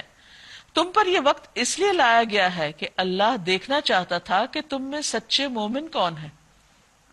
یہاں اس بات کی بھی سمجھ آتی ہے کہ تکلیفیں انسان کی زندگی میں کیوں آتی ہیں، انسان کو آزمائشوں سے کیوں گزارا جاتا ہے، یہ دیکھنے کے لیے کہ اس کا ایمان کتنا سچا ہے، اس کا اللہ پر اعتماد اور بھروسہ کتنا ہے۔ اور ان لوگوں کو چھانٹ لینا چاہتا تھا جو واقعی راستے کے گواہ ہوں، کیونکہ اللہ تعالی مسلمانوں کے گروہ میں خالص اور نکھرے ہوئے لوگوں کو رکھنا چاہتا تھا تاکہ نبی صلی اللہ علیہ وسلم کے بعد جو بھاری ذمہ داری ان پہ آنے والی تھی وہ اس کے لیے پوری طرح تیار ہو جائیں اور منافقین چھٹ کر الگ ہو جائیں، کیونکہ ظالم لوگ اللہ کو پسند نہیں ہیں۔ اللہ اپنے دین کا کام ایسے لوگوں سے نہیں لینا چاہتا۔ وَلِيُمَحِّصَ اللَّهُ الَّذِينَ آمَنُوا وَيَمْحَقَ الْكَافِرِينَ، اور وہ اس آزمائش کے ذریعے سے مومنوں کو الگ چھانٹ کر کافروں کی سرکوبی کر دینا چاہتا تھا۔ کیا تم نے یہ سمجھ رکھا ہے ام حسبتم ان تدخلوا الجنہ، کہ تم یوں ہی جنت میں چلے جاؤ گے بغیر کسی آزمائش کے، بغیر کسی امتحان کے؟ حالانکہ ابھی اللہ نے تو یہ دیکھا ہی نہیں کہ تم میں کون ہیں وہ لوگ جو اس کی راہ میں جانیں لڑانے والے ہیں اور اس کی خاطر صبر کرنے والے ہیں۔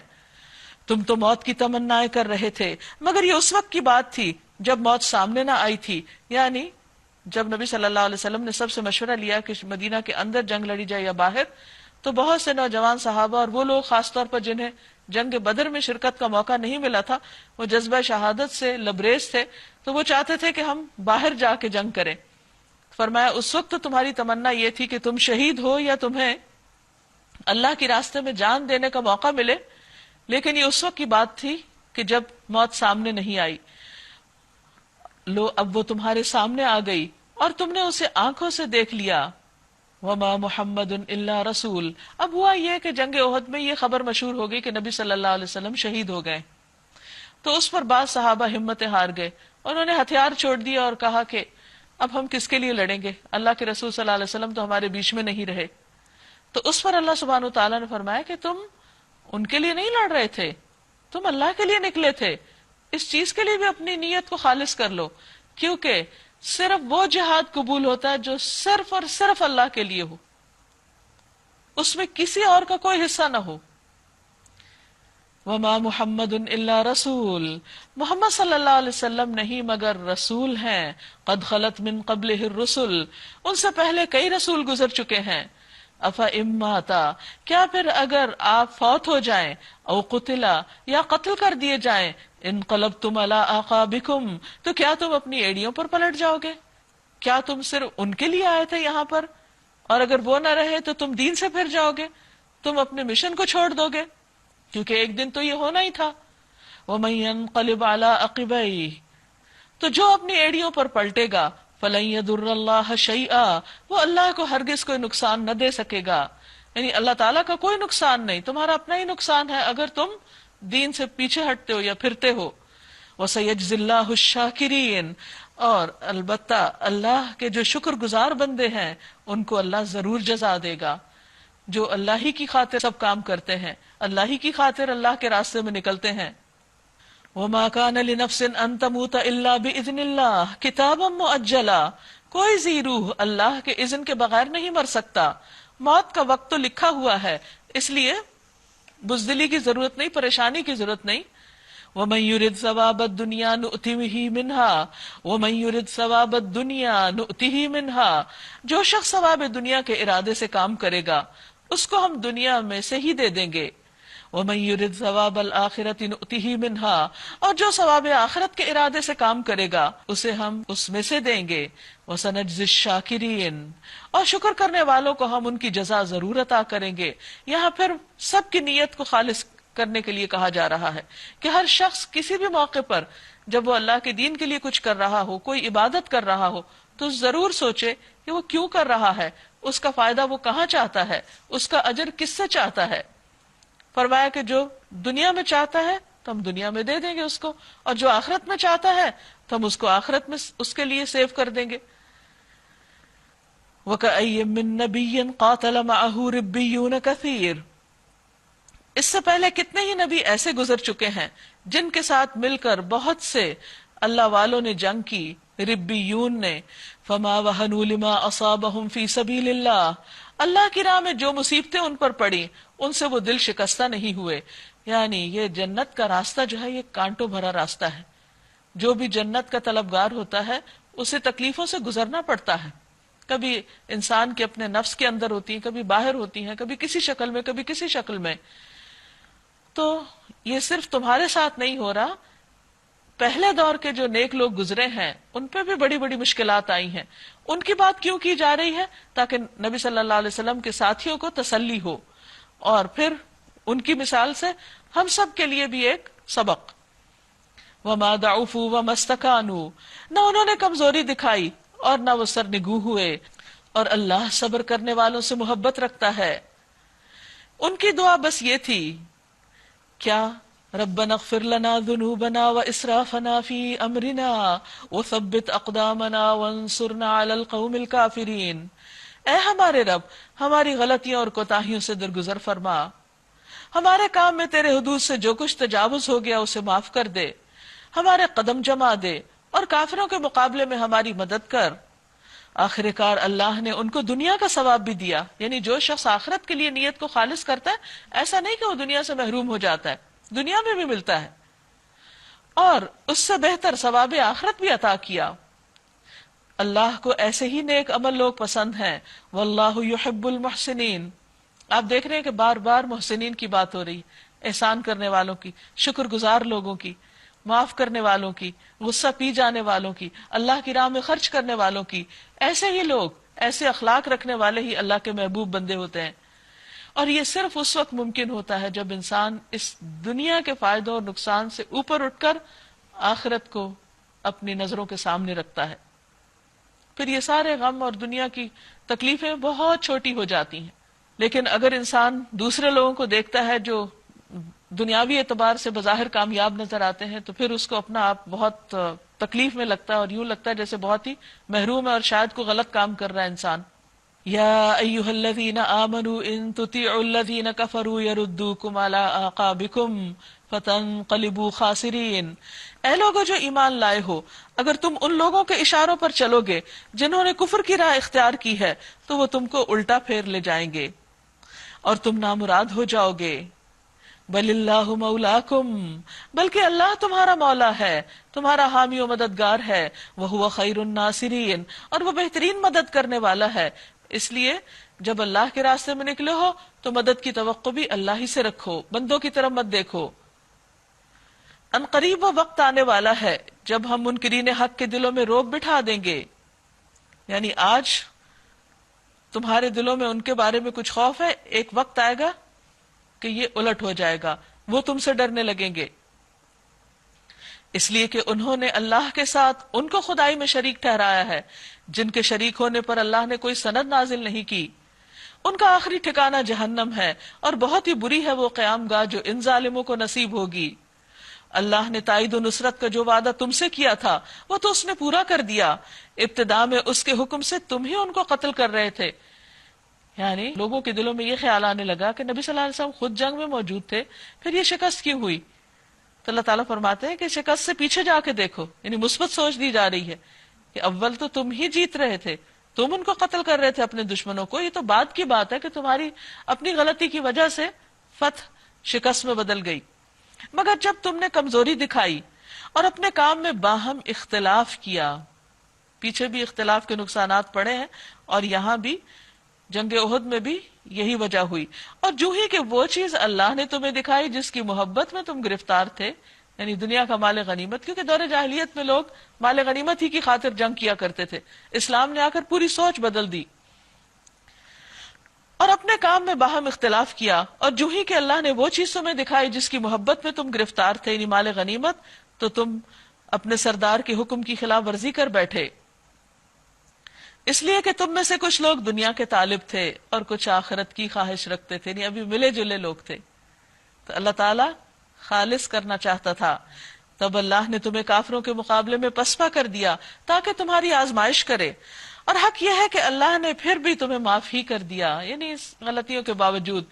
اس سے یہ پتہ چلتا ہے کہ اگر ایک شخص مخلص مومن ہوتا ہے اور اس سے بھول چوک ہو جاتی ہے اور پھر وہ پلٹ آتا ہے تو اللہ تعالیٰ معاف فرما دیتا ہے۔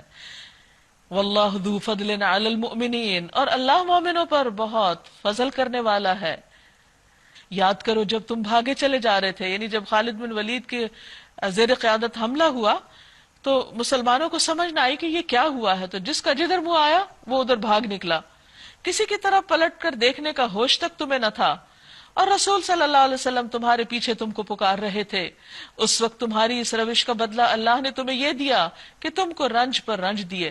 اصل میں میدان جنگ سے بھاگنا کبیرہ گناہ ہے، اور جب ان سے یہ غلطی ہوئی تو نتیجہ کیا ہوا کہ اللہ سبحانہ وتعالیٰ نے وہیں پر ہی ان کو رنج دیے، اور وہ رنج پہ رنج کیا کہ جو مسلمان شہید ہو رہے تھے وہ تو اپنی جگہ ان کی آنکھوں کے سامنے ہو رہا تھا، لیکن یہ خبر سب کے لیے بہت بڑے صدمے والی تھی کہ نبی صلی اللہ علیہ وسلم شہید ہو گئے، اس کی طرف اشارہ ہے، تاکہ آئندہ کے لیے تمہیں یہ سبق ملے کہ جو کچھ تمہارے ہاتھ سے جائے یا جو مصیبت تم پر نازل ہو اس پر ملول نہ ہو۔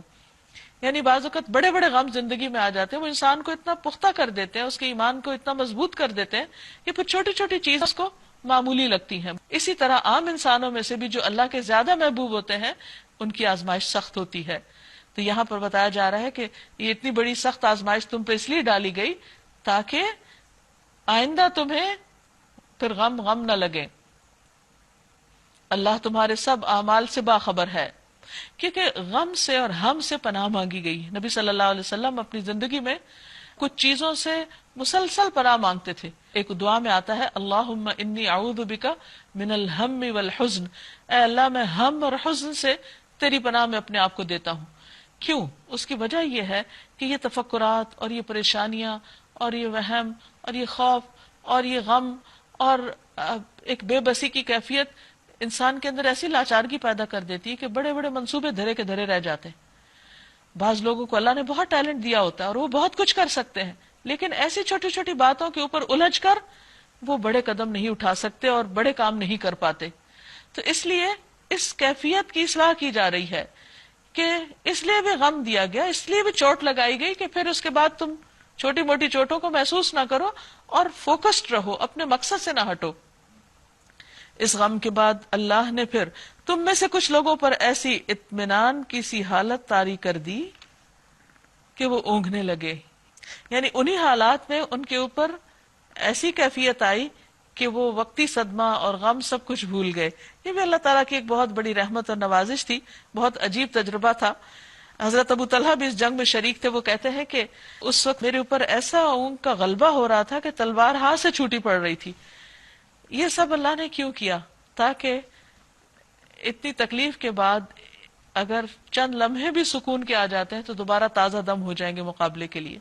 اور پھر ہوا بھی یہی کہ دشمن کچھ اور بھی کر سکتا تھا، لیکن فوجی تاریخ میں یعنی جنگوں کی تاریخ میں یہ واحد جنگ ایسی ملتی ہے کہ جس میں بغیر کسی وجہ کے دشمن کی فوج سب کچھ چھوڑ کے واپس چلی گئی، اور پھر جو مغلوب ہو گئے تھے وقتی طور پر یعنی مسلمان، انہوں نے غالب فوج کا پیچھا بھی کیا اور دور تک ان کے پیچھے گئے. تو اس سے اندازہ ہوتا ہے کہ تکلیف کے اندر بھی اللہ تعالیٰ آسانی پیدا کر دیتا ہے. اللہ تعالیٰ اپنے بندوں پر بڑا ہی مہربان ہے. ان مال عسر یسرا فان مال عسر یسرا، تنگی کے ساتھ آسانی بھی ہے.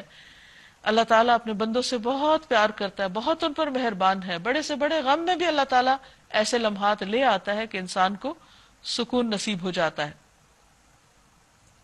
اور ویسے بھی نیند جیسی چیز اللہ نے اس لیے بنائی ہے کہ انسان جتنا بھی فکر مند ہو، دن بھر جتنی بھی تھکاوٹ ہو، وہ نیند کے بعد جب اٹھتا ہے تو اس کو ایک نیا دن، نئی زندگی مل جاتی ہے. تو یہاں بھی ان کو ایک نئی زندگی دی جا رہی تھی اس اونگ کے بعد. مگر ایک دوسرا گروہ جس کے لیے ساری اہمیت بس اپنے ہی مفاد کی تھی، اللہ کے متعلق طرح طرح کے جاہلانہ گمان کرنے لگا جو سراسر خلاف حق تھے، یعنی کمزور ایمان والے. یہ لوگ اب کہتے ہیں کہ اس کام کے چلانے میں ہمارا بھی کوئی حصہ ہے. یعنی منافقین کی طرف اشارہ ہے، کیونکہ ان کا خیال یہ تھا کہ مدینہ کے اندر جنگ کی جائے، لیکن آپ صلی اللہ علیہ وسلم نے میجورٹی کی رائے کو مد نظر رکھتے ہوئے باہر کا ارادہ کیا.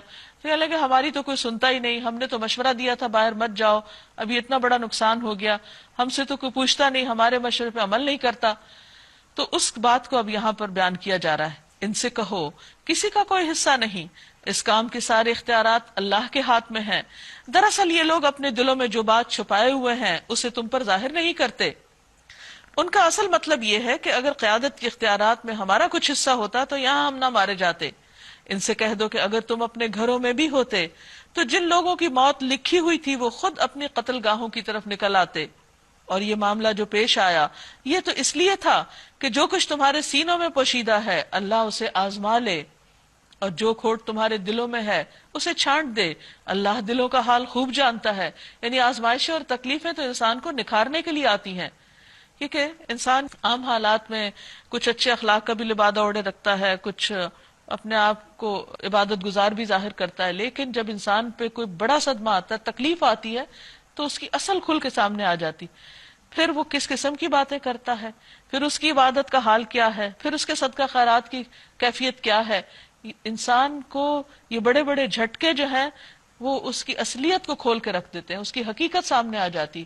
یعنی صدمے کے وقت انسان بہتر طور پر خود کو جج کر سکتا ہے کہ وہ کہاں کھڑا ہے. ان الذین تولوا منکم یوم التقى الجمعان، تم میں سے جو لوگ مقابلے کے دن پیٹ پھیر گئے تھے، ان کی اس لغزش کا سبب یہ تھا کہ ان کی بعض کمزوریوں کی وجہ سے شیطان نے ان کے قدم ڈگمگا دیے تھے. اللہ نے انہیں معاف کر دیا، اللہ بہت درگزر کرنے والا اور بردبار ہے.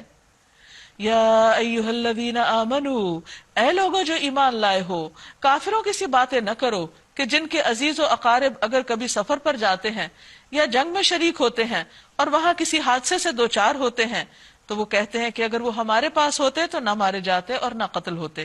آپ دیکھیے کہ ہمارے معاشرے میں بھی بڑی عام بات ہے، اگر کوئی شخص کسی حادثے کا شکار ہو جائے تو عموماً اس کو بلیم کیا جاتا ہے کہ یہ اس وجہ سے ہوا چونکہ وہ وہاں گیا تھا، حالانکہ انسان کی موت جہاں لکھی ہوتی ہے وہاں خود ہی پہنچ جاتا ہے.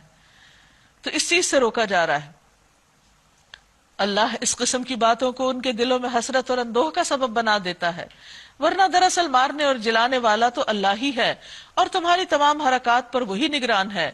اگر تم اللہ کی راہ میں مارے جاؤ یا مر جاؤ تو اللہ کی جو رحمت اور بخشش تمہارے حصے میں آئے گی وہ ان ساری چیزوں سے زیادہ بہتر ہے جنہیں یہ لوگ جمع کرتے ہیں. اور خواہ تم مرو یا مارے جاؤ، بہرحال تم سب کو سمٹ کر اللہ ہی کی طرف جانا ہے. فَبِمَا رَحْمَةٍ مِّنَ اللَّهِ لِنْتَ لَهُمْ، آپ اللہ کی رحمت کے سبب ان کے لیے نرم دل ہیں. تورات میں نبی صلی اللہ علیہ وسلم کی یہ صفات بیان کی گئی تھی کہ آپ نہ بدخو ہیں، نہ سخت دل، نہ بازاروں میں شور کرنے والے، اور نہ وہ برائی کا بدلہ برائی سے دیں گے بلکہ معافی اور درگزر سے کام لیں گے. یعنی صحابہ کرام سے جو اتنی بڑی غلطی ہو گئی تھی، ہونا تو یہ چاہیے تھا کہ ان کو کوئی سزا دی جاتی یا ان کے ساتھ ایسا معاملہ کیا جاتا، لیکن نبی صلی اللہ علیہ وسلم نے ان کو ایک سخت بات بھی نہیں کہی. ورنہ اگر کہیں تم تند خو اور سنگ دل ہوتے تو یہ سب تمہارے گرد و پیش سے چھٹ جاتے. یہ ہیومن نیچر ہے کہ چاہے کتنا بھی ایمان ہو، دین ہو، تقوی ہو، لیکن اگر انسانوں کے ساتھ ہمدردی اور پیار محبت نہیں کرتے تو عموماً پھر وہ اکٹھے نہیں رہ سکتے. ان کے قصور معاف کر دو. غلطی بڑی ہے لیکن اس کے باوجود بھی قابل معافی ہیں. ان کے حق میں دعائیں مغفرت کرو، یعنی واپس وہ بانڈنگ جو ہے دوبارہ اسی طرح ہو جائے اور یوں محسوس ہو جیسے کوئی غلطی ہوئی نہیں تھی، کیونکہ اللہ تعالیٰ بھی تو معافی مانگنے والے کو، توبہ کرنے والے کو، شرمندہ ہونے والے کو اس طرح معاف کر دیتا ہے جیسے اس سے غلطی ہوئی نہیں. تو انسان بھی جب انسانوں کو معاف کریں تو اسی طرح معاف کریں جیسے کوئی بات نہیں ہوئی. ورنہ ہم عام طور پر معافی کا لفظ بھی کہہ دیتے ہیں اور اس کے بعد پچھلی باتیں بار بار دہرائے چلے جاتے ہیں، حالانکہ اس سے فائدہ کچھ بھی نہیں ہوتا، حالات پہلے سے بھی زیادہ خراب ہوتے ہیں. ان کے حق میں دعائیں مغفرت کرو اور دین کے کام میں ان کو بھی شریک مشورہ رکھو. یعنی اگر ان کے مشورے کی وجہ سے بھی کچھ معاملہ مشکل ہوا، لیکن اس کا یہ مطلب نہیں کہ اگر ایک دفعہ کسی کا مشورہ غلط ہو جائے تو ہمیشہ کے لیے اس کو آؤٹ کر دیا جائے. آئندہ بھی مشورہ کرو. پھر جب تمہارا عزم کسی رائے پر مستحکم ہو جائے تو اللہ پر بھروسہ کرو. اللہ کو وہ لوگ پسند ہیں جو اس کے بھروسے پہ کام کرتے ہیں. فَتَوَكَّلْ عَلَى اللَّهِ إِنَّ اللَّهَ يُحِبُّ الْمُتَوَكِّلِينَ. إِن يَنصُرْكُمُ اللَّهُ فَلَا غَالِبَ لَكُمْ. اگر اللہ تمہاری مدد کرے گا تو کوئی تم پر غالب نہیں آ سکتا. وَإِن يَخْذُلْكُمْ. اور اگر وہ تم کو چھوڑ دے، فَمَن ذَا الَّذِي يَنصُرُكُم مِّن بَعْدِهِ. تو کون ہے جو تمہاری مدد کرے گا اس کے بعد. وَعَلَى اللَّهِ فَلْيَتَوَكَّلِ الْمُؤْمِنُونَ. بس جو سچے مومن ہیں ان کو اللہ پر بھروسہ کرنا چاہیے. یعنی انسان اپنی طرف سے جو اس کے پاس صلاحیت ہے، جو اس کے پاس اسباب ہیں، ان کو بھرپور طریقے سے استعمال کرے، لیکن کبھی بھی اسباب پر ڈیپینڈ نہ کرے کہ یہ ہوگی چیز تب میں کامیاب ہوں گا. نہیں، جو ہے، جو میسر ہے اس کو کام میں لا کر انسان آگے بڑھے اور اللہ پر بھروسہ کرے، کیونکہ اصل مدد تو اللہ کی طرف سے آتی ہے. وَمَا كَانَ لِنَبِيٍّ أَن يَغُلَّ. کسی نبی کا یہ کام نہیں ہو سکتا کہ وہ خیانت کر جائے. جب تیر اندازوں کو نبی صلی اللہ علیہ وسلم نے حفاظت کے لیے جہاں بٹھایا تھا، جب انہوں نے دیکھا کہ دشمن کا لشکر اب لوٹا جا رہا ہے تو ان کو اندیشہ ہو کہ کہیں ساری غنیمت انہی کو نہ مل جائے اور ہم کہیں محروم نہ رہ جائیں، تو اس بنا پر انہوں نے اپنی جگہ چھوڑی تھی. تو جنگ ختم ہونے کے بعد نبی صلی اللہ علیہ وسلم جب مدینہ واپس تشریف لائے تو ان لوگوں کو بلا کر پوچھا کہ تم نے ایسا کیوں کیا؟ تو انہوں نے کچھ عذر وغیرہ پیش کیے. تو آپ نے فرمایا نہیں، بات یہ ہے کہ تمہیں یہ اطمینان نہ تھا کہ ہم تمہارا حصہ رکھیں گے، تم نے یہ گمان کیا کہ شاید ہم تمہارے ساتھ خیانت کریں گے اور تمہیں نہیں دیں گے جو تمہارا حق بنتا ہے، تمہارا حصہ نہیں دیں گے. تو اللہ تعالیٰ فرماتے ہیں کہ کسی نبی کا یہ کام نہیں کہ وہ خیانت کرے اور کسی کا حصہ مار جائے، اور جو خیانت کرے تو اپنی خیانت سمیت قیامت کے روز حاضر ہو جائے گا. پھر ہر شخص کو اس کی کمائی کا پورا پورا بدلہ ملے گا اور کسی پر کچھ ظلم نہ ہوگا. بھلا یہ کیسے ہو سکتا ہے کہ جو شخص ہمیشہ اللہ کی رضا پر چلنے والا ہو وہ اس شخص کے سے کام کرے جو اللہ کے غضب میں گر گیا ہو اور جس کا آخری ٹھکانہ جہنم ہو جو بدترین ٹھکانہ ہے. اللہ کے نزدیک دونوں قسم کے آدمیوں میں بدرجہ فرق ہے، اور اللہ سب کے اعمال پر نظر رکھتا ہے۔ در حقیقت اہل ایمان پر تو اللہ نے یہ بہت بڑا احسان کیا کہ ان کے درمیان خود انہی میں سے ایک ایسا پیغمبر اٹھایا جو اس کی آیات انہیں سناتا ہے، ان کی زندگیوں کو سنوارتا ہے اور ان کو کتاب اور حکمت کی تعلیم دیتا ہے، حالانکہ اس سے پہلے یہی لوگ سری گمراہیوں میں پڑے ہوئے تھے۔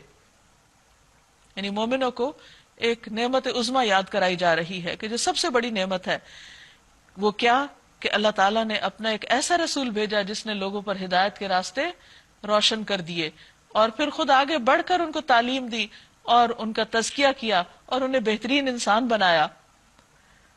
حالانکہ نبی صلی اللہ علیہ وسلم کی آمد سے پہلے یہی لوگ، ان کا کوئی نام نہ تھا، ان کا کوئی خاص کردار نہ تھا۔ اور تمہارا یہ کیا حال ہے کہ جب تم پر مصیبت آ پڑی تو تم کہنے لگے یہ کہاں سے آئی، حالانکہ جنگ بدر میں اس سے دگنی مصیبت تمہارے ہاتھوں فریق مخالف پر پڑ چکی۔ اے نبی صلی اللہ علیہ وسلم ان سے کہیے کہ یہ مصیبت تمہاری اپنی لائی ہوئی ہے، یعنی تمہاری اپنی کمزوریوں اور غلطیوں کا نتیجہ ہے، اور اللہ ہر چیز پر یقیناً قادر ہے۔ جو نقصان لڑائی کے دن تمہیں پہنچا وہ اللہ کے اذن سے تھا، وہ اس لیے تھا کہ اللہ دیکھ لے کہ تم میں سے کون مومن ہے اور کون منافق۔ وہ منافق کہ جب ان سے کہا گیا آؤ اللہ کی راہ میں جنگ کرو یا کم از کم اپنے شہر کی مدافعت ہی کرو، تو کہنے لگے اگر ہمیں علم ہوتا کہ آج جنگ ہوگی تو ہم ضرور تمہارے ساتھ چلتے، یعنی بہانہ کر دیا انہوں نے۔ یہ بات جب وہ کہہ رہے تھے اس وقت وہ ایمان کی بنسبت کفر سے زیادہ قریب تھے، یعنی انسان کا عمل ڈٹرمن کرتا ہے کہ کون کیسا مومن ہے۔ یعنی ایمان اور منافقت دو الگ الگ چیزیں ہیں، یہ صرف زبانی باتوں سے نہیں پتہ چلتی، عمل کے وقت انسان ثابت کرتا ہے کہ وہ مومن ہے۔ وہ اپنی زبانوں سے وہ باتیں کہتے ہیں جو ان کے دلوں میں نہیں ہوتی، یعنی زبان سے تو لا الہ الا اللہ وہ بھی پڑھتے ہیں لیکن حقیقت میں ان کے دل اس کا ساتھ نہیں دیتے، اور جو کچھ وہ دلوں میں چھپاتے ہیں اللہ اسے خوب جانتا ہے۔ یہ وہ لوگ ہیں جو خود تو بیٹھے رہے اور جو ان کے بھائی بہن لڑنے گئے اور مارے گئے ان کے متعلق انہوں نے کہہ دیا کہ اگر وہ ہماری بات مان لیتے تو یہاں نہ مارے جاتے۔ ان سے کہو اگر تم اپنے اس قول میں سچے ہو تو خود جب تمہاری موت آئے اسے ٹال کر دکھانا۔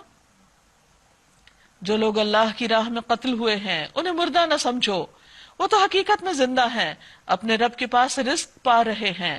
شہید کی زندگی کتنی خوبصورت زندگی، فرمایا شہداء کی روحیں سبز پرندوں کے پیٹ میں ہوتی ہیں، ان کے لیے ایسی قندیلیں ہیں جو عرش کے ساتھ لٹکی ہوئی ہیں، اور وہ روحیں جنت میں جہاں چاہتی ہیں چلتی پھرتی ہیں اور انہی قندیلوں میں واپس آ جاتی ہیں۔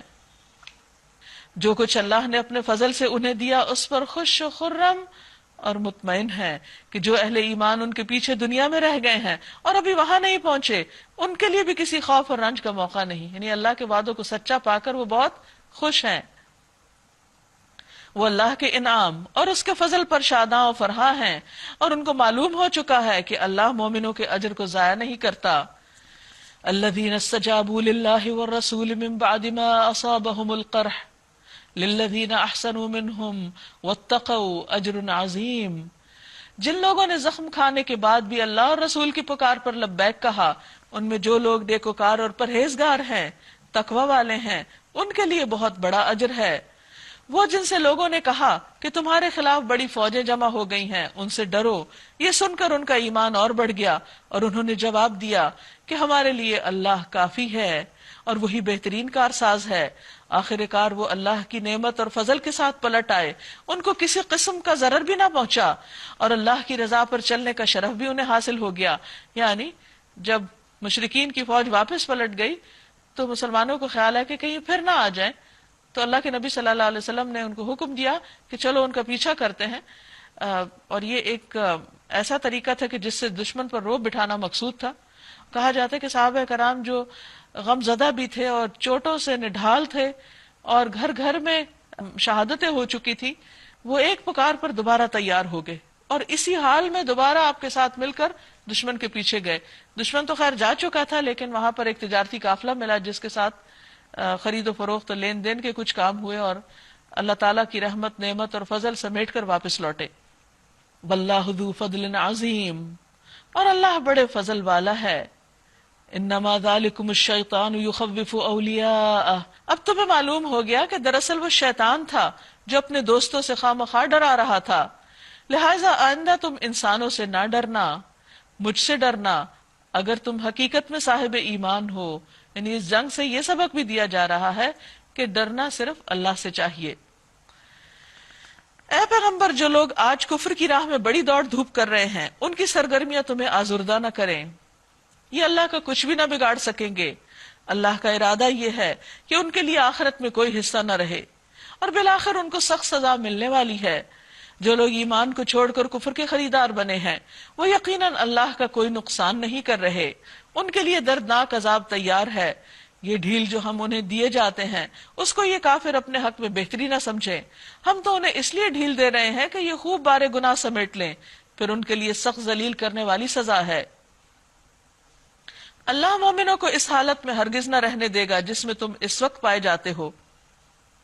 یعنی اس میں اہل ایمان اور منافق سب ملے جلے ہیں. اللہ تعالیٰ ضرور آزمائشوں کے ذریعے سے خالص مومنوں کو الگ کر دے گا. وہ پاک لوگوں کو ناپاک لوگوں سے الگ کر کے رہے گا، مگر اللہ کا یہ طریقہ نہیں کہ تم کو غیب پر مطلع کر دے. غیب کی باتیں بتانے کے لیے تو اپنے رسولوں میں سے جس کو چاہتا ہے منتخب کر لیتا ہے. لہٰذا اللہ اور اس کے رسول پر ایمان رکھو. اگر تم ایمان اور خدا ترسی کی روش پر چلو گے تو تم کو بہت بڑا اجر ملے گا. جن لوگوں کو اللہ نے اپنے فضل سے نوازا ہے اور پھر وہ بخل سے کام لیتے ہیں، کنجوسی کرتے ہیں، وہ اس خیال میں نہ رہے کہ یہ بخیلی ان کے لیے اچھی ہے. نہیں، یہ ان کے حق میں بہت بری ہے. جو کچھ وہ اپنی کنجوسی سے جمع کر رہے ہیں وہی قیامت کے روز ان کے گلے کا طوق بن جائے گا.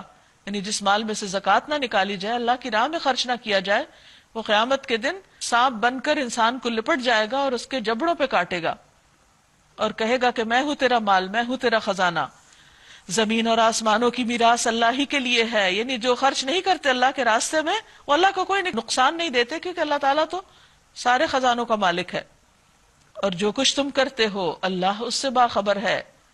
اللہ نے ان لوگوں کا قول سنا جو کہتے ہیں کہ اللہ فقیر ہے اور ہم غنی ہیں. ان کی یہ باتیں بھی ہم لکھ لیں گے، اور اس سے پہلے وہ پیغمبروں کو ناحق قتل کرتے رہے ہیں، وہ بھی ان کے نامہ اعمال میں ثبت ہے. جب فیصلے کا وقت آئے گا اس وقت ہم ان سے کہیں گے لو اب عذاب جہنم کا مزہ چکھو، یہ تمہارے اپنے ہاتھوں کی کمائی ہے، اللہ اپنے بندوں کے لیے ظالم نہیں ہے. جو لوگ کہتے ہیں اللہ نے ہم کو ہدایت کر دی ہے کہ ہم کسی رسول کو تسلیم نہ کرے جب تک وہ ہمارے سامنے ایسی قربانی نہ کرے جسے غیب سے آ کر آگ کھا لے. ان سے کہو تمہارے پاس مجھ سے پہلے بہت سے رسول آ چکے ہیں جو بہت سی روشن نشانیاں لائے تھے، اور وہ نشانی لائے تھے جس کا تم ذکر کرتے ہو، یعنی آگ والی بھی. پھر اگر ایمان لانے کے لیے شرط پیش کرنے میں تم سچے ہو تو ان رسولوں کو تم نے کیوں قتل کر دیا؟ اب اے محمد صلی اللہ علیہ وسلم، اگر یہ لوگ تمہیں جھٹلاتے ہیں تو بہت سے رسول تم سے پہلے جھٹلائے جا چکے ہیں جو کھلی کھلی نشانیاں اور صحیفے اور روشنی بخشنے والی کتابیں لائے تھے. آخر کار ہر شخص کو مرنا ہے. کل نفس ذائقۃ الموت. یہ اتنی بڑی حقیقت ہے کہ جس میں کوئی دو رائے نہیں ہے. یہ دنیا کا واحد متفق علیہ جس پہ سب کا اتفاق ہے. یہ وہ اصل نقطہ ہے کہ جس پہ دو انسان بھی آپس میں اختلاف نہیں کرتے. سب اس کو مانتے کہ مرنا ہے، لیکن ماننے کے باوجود مرنے کی تیاری بھی نہیں کرتے. حیرت ہوتی ہے کہ کس قسم کا ماننا ہے. وَإِنَّمَا تُوَفَّوْنَ أُجُورَكُمْ يَوْمَ الْقِيَامَةِ. اور تم اپنے اجر قیامت کے دن پورے پورے دیے جاؤ گے. یعنی مرنے کے بعد پھر اگلے مرحلے کیا ہے کہ تم جو کچھ دنیا میں کر رہے ہو، جو تم نے کھیتی لگائی ہے، اس کو تم آخرت میں کاٹو. فَمَنْ زُحْزِحَ عَنِ النَّارِ وَأُدْخِلَ الْجَنَّةَ فَقَدْ فَازَ. یہ ہے اصل کامیابی کہ جو آگ سے بچا لیا گیا اور جنت میں داخل کر دیا گیا، بس یقیناً وہ کامیاب ہوا. دنیا میں انسان ترقی کی کسی بھی بلندی پہ پہنچ جائے، لیکن اگر آخرت میں ناکام ہے تو وہ ناکام ہے. ابو ہریرہ سے روایت ہے، رسول اللہ صلی اللہ علیہ وسلم نے فرمایا، جنت میں ایک کوڑا رکھنے کی جگہ دنیا اور اس کی چیزوں سے بہتر ہے. لہٰذا اگر چاہو تو یہ آیت پڑھ لو، فَمَنْ زُحْزِحَ عَنِ النَّارِ وَأُدْخِلَ الْجَنَّةَ فَقَدْ فَازَ وَمَا الْحَيَاةُ الدُّنْيَا إِلَّا مَتَاعُ الْغُرُورِ. کیونکہ دنیا کی ساری کامیابیاں عارضی ہیں اور آخرت پائیدار ہے. وَمَا الْحَيَاةُ الدُّنْيَا إِلَّا مَتَاعُ الْغُرُورِ. اور نہیں دنیا کی زندگی مگر دھوکے کا سامان، صرف ظاہری فریب والی چیز. پھر مسلمانوں کو دوبارہ سمجھایا جا رہا ہے کہ آزمائشوں سے نہیں گھبرایا کرو، یہ تو زندگی کا حصہ ہے. سورۃ البقرہ میں بھی فرمایا گیا تھا کہ ہم تمہیں ضرور آزمائیں گے. یہاں بھی بتایا جا رہا ہے لَتُبْلَوُنَّ فِي أَمْوَالِكُمْ وَأَنفُسِكُمْ، مسلمانوں تمہیں مال اور جان دونوں کی آزمائشیں پیش آ کر رہیں گی، دونوں چیزوں سے آزمائے جاؤ گے. اور اس کے ساتھ ساتھ یعنی یہ تو تمہاری ذاتی زندگی کی آزمائشیں ہیں، بیرونی زندگی میں کیا ہے؟ اور تم اہل کتاب اور مشرکین سے بہت سی تکلیف دہ باتیں سنو گے. یعنی جب تم دین کے راستے پہ چلو گے تو لوگ باتیں بھی بہت بنائیں گے. اگر ان سب حالات میں تم صبر اور خدا ترسی کی روش پر قائم رہو، تقوی اختیار کرو، تو بے شک یہ بڑے حوصلے کا کام ہے. ان اہل کتاب کو وہ عہد بھی یاد دلاؤ جو اللہ نے ان سے لیا تھا کہ تمہیں کتاب کی تعلیمات کو لوگوں میں پھیلانا ہوگا. یعنی یہ ایک ذمہ داری ہے، یعنی اہل کتاب پر بھی یہ ذمہ داری تھی. اور اب تو چونکہ پیغمبروں کی آمد کا سلسلہ ہی ختم ہے تو اب آپ کی امت پر یہ ذمہ داری ہے. انہیں پوشیدہ نہیں رکھنا ہوگا، چھپانا نہیں ہوگا، حق کو بیان کرنا ہوگا. مگر انہوں نے کیا کیا؟ کتاب کو پس پش ڈال دیا اور تھوڑی قیمت پر اسے بیچ ڈالا، یعنی دنیاوی فائدے حاصل کرنے لگے. کتنا برا کاروبار ہے جو یہ کر رہے ہیں. تم ان لوگوں کو عذاب سے محفوظ نہ سمجھو جو اپنے کرتوتوں پر خوش ہیں، یعنی غلط کام کر کے بھی بہت خوش ہوتے ہیں اور چاہتے ہیں کہ ایسے کاموں کی تعریف انہیں حاصل ہو جو انہوں نے کیے ہی نہیں. یہ کس قدر دھوکہ بازی ہے. یہ کام کوئی کرے اور یہ تعریف اپنی سننا چاہتے ہیں اس پر جو انہوں نے خود کیا ہی نہیں، یعنی دوسروں کے کام کو اپنا بنا کے اس پر خود نمائی کر رہے ہیں. ایسے لوگوں کا انجام کیا ہے؟ حقیقت میں ان کے لیے دردناک سزا تیار ہے. وَلِلَّهِ مُلْكُ السَّمَاوَاتِ وَالْأَرْضِ، زمین و آسمان کا مالک اللہ ہے. وَاللَّهُ عَلَى كُلِّ شَيْءٍ قَدِيرٌ، اور اللہ ہر چیز پر قدرت رکھتا ہے. سورۃ آل عمران کا آخری رکوع. رسول اللہ صلی اللہ علیہ وسلم نے فرمایا آج رات مجھ پر چند آیات نازل ہوئی ہیں. اس آدمی کے لیے ہلاکت ہے جس نے ان کو پڑھا لیکن غور و فکر نہیں کیا.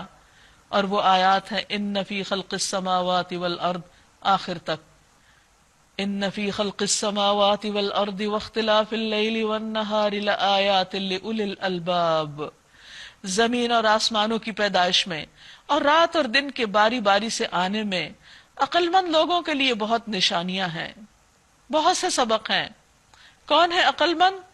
الذین یذکرون اللہ قیاما، جو اللہ کا ذکر کرتے رہتے ہیں کھڑے، وقعودا اور بیٹھے، وعلی جنوبہم اور پہلوؤں پر یعنی لیٹے ہوئے، ویتفکرون فی خلق السماوات والارض اور آسمان و زمین کی تخلیق میں غور و فکر کرتے ہیں اور پکار اٹھتے ہیں ربنا ما خلقت ھذا باطلا، اے رب تو نے یہ سب کچھ فضول اور بیکار پیدا نہیں کیا.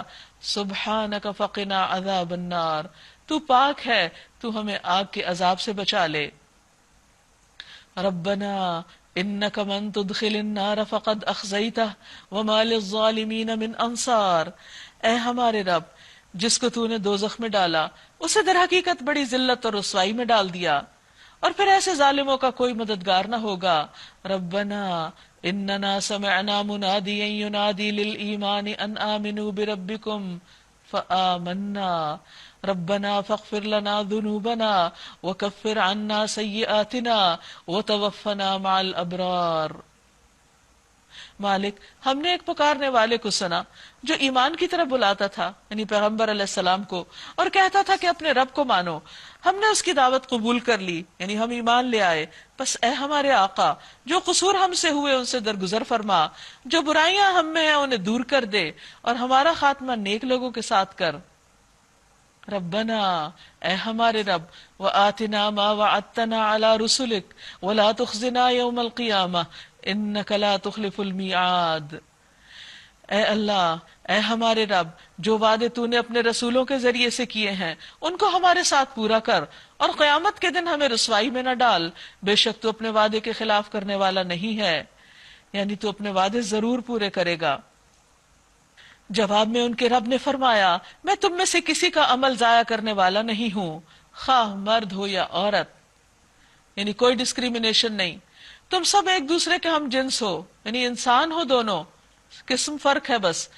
لہٰذا جن لوگوں نے میری خاطر اپنے وطن چھوڑے اور جو میری راہ میں اپنے گھروں سے نکالے گئے اور ستائے گئے اور میرے لیے لڑے اور مارے گئے، ان کے سب قصور میں معاف کر دوں گا، اور انہیں ایسے باغوں میں داخل کروں گا جن کے نیچے نہریں بہتی ہوں گی، یہ ان کی جزا ہے اللہ کے ہاں، اور بہترین جزا اللہ ہی کے پاس ہے۔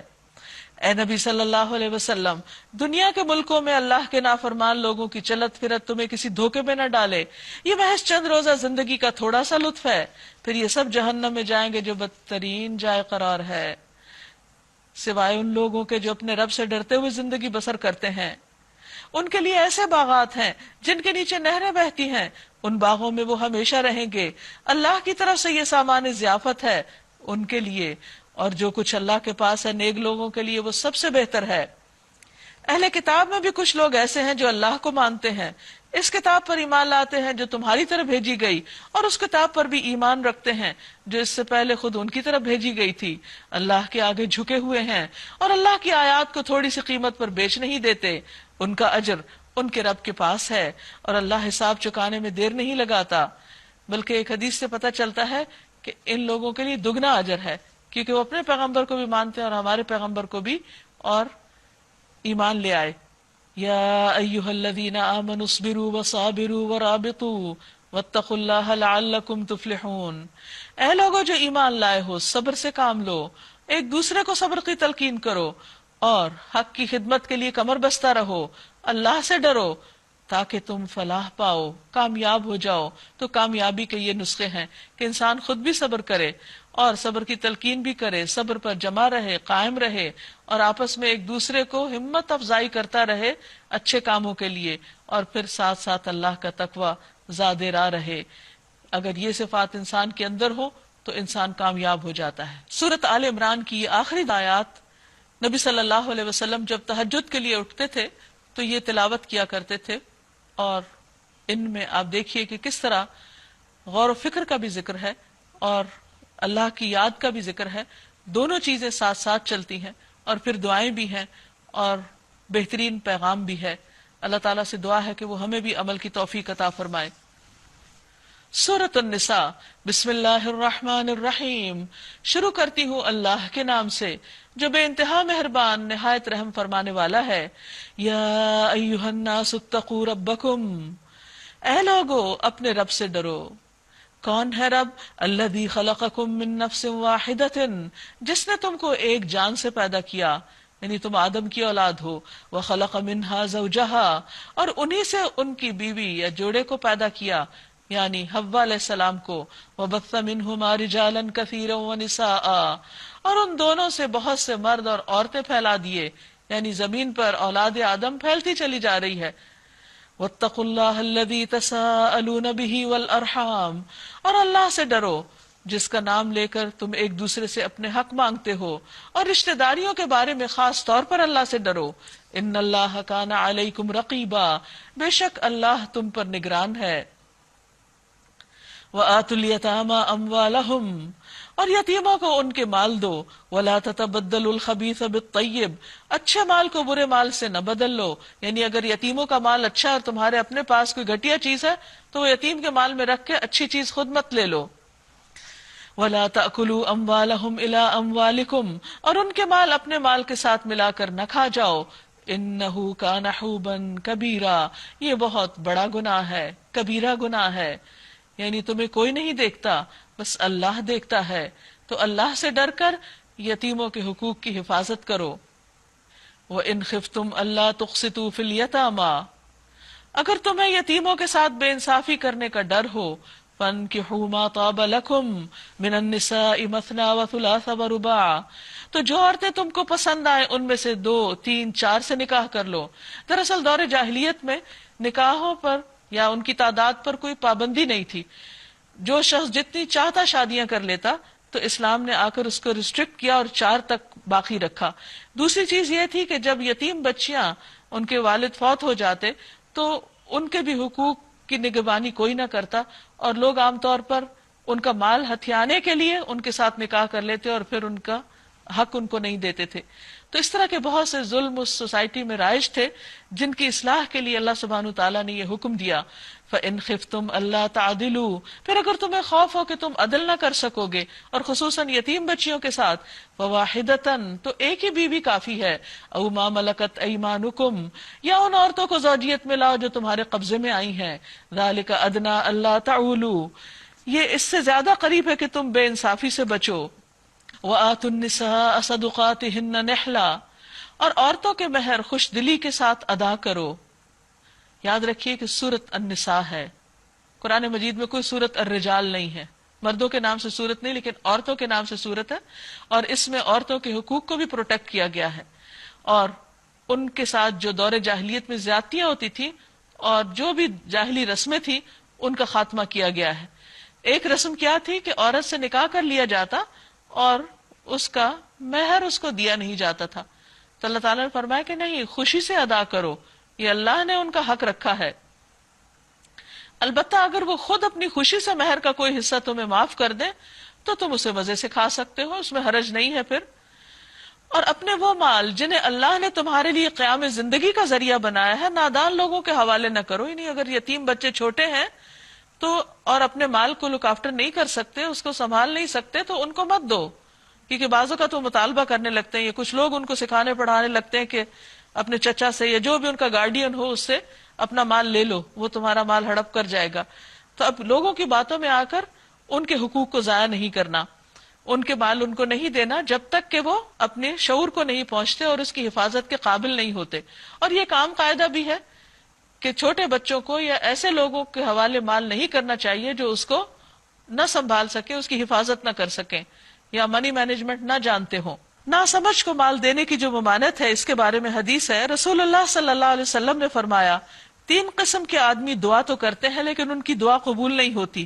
ان میں سے ایک وہ آدمی جس نے بے وقوف کو مال دیا، یعنی جو اسے مینج نہ کر سکتا ہو، حالانکہ اللہ تعالیٰ نے فرمایا ہے کہ اپنے اموال بے وقوفوں کے حوالے نہ کرو، البتہ انہیں کھانے اور پہننے کے لیے دو اور انہیں نیک ہدایت کرو، یعنی انہیں سمجھاتے رہو، اچھی بات کرتے رہو، کیونکہ تنگ آ کر کے اچھا روز روز مانگتے تو ہمیں کیا، یہ لے جائیں اپنا اور جہاں چاہیں خرچ کریں، تو یہ زیادتی ہوگی۔ یعنی ناسمجھ لوگوں کو سمجھانا چاہیے، نہ کہ انسان ان کے ساتھ خود ناسمجھ بن جائے۔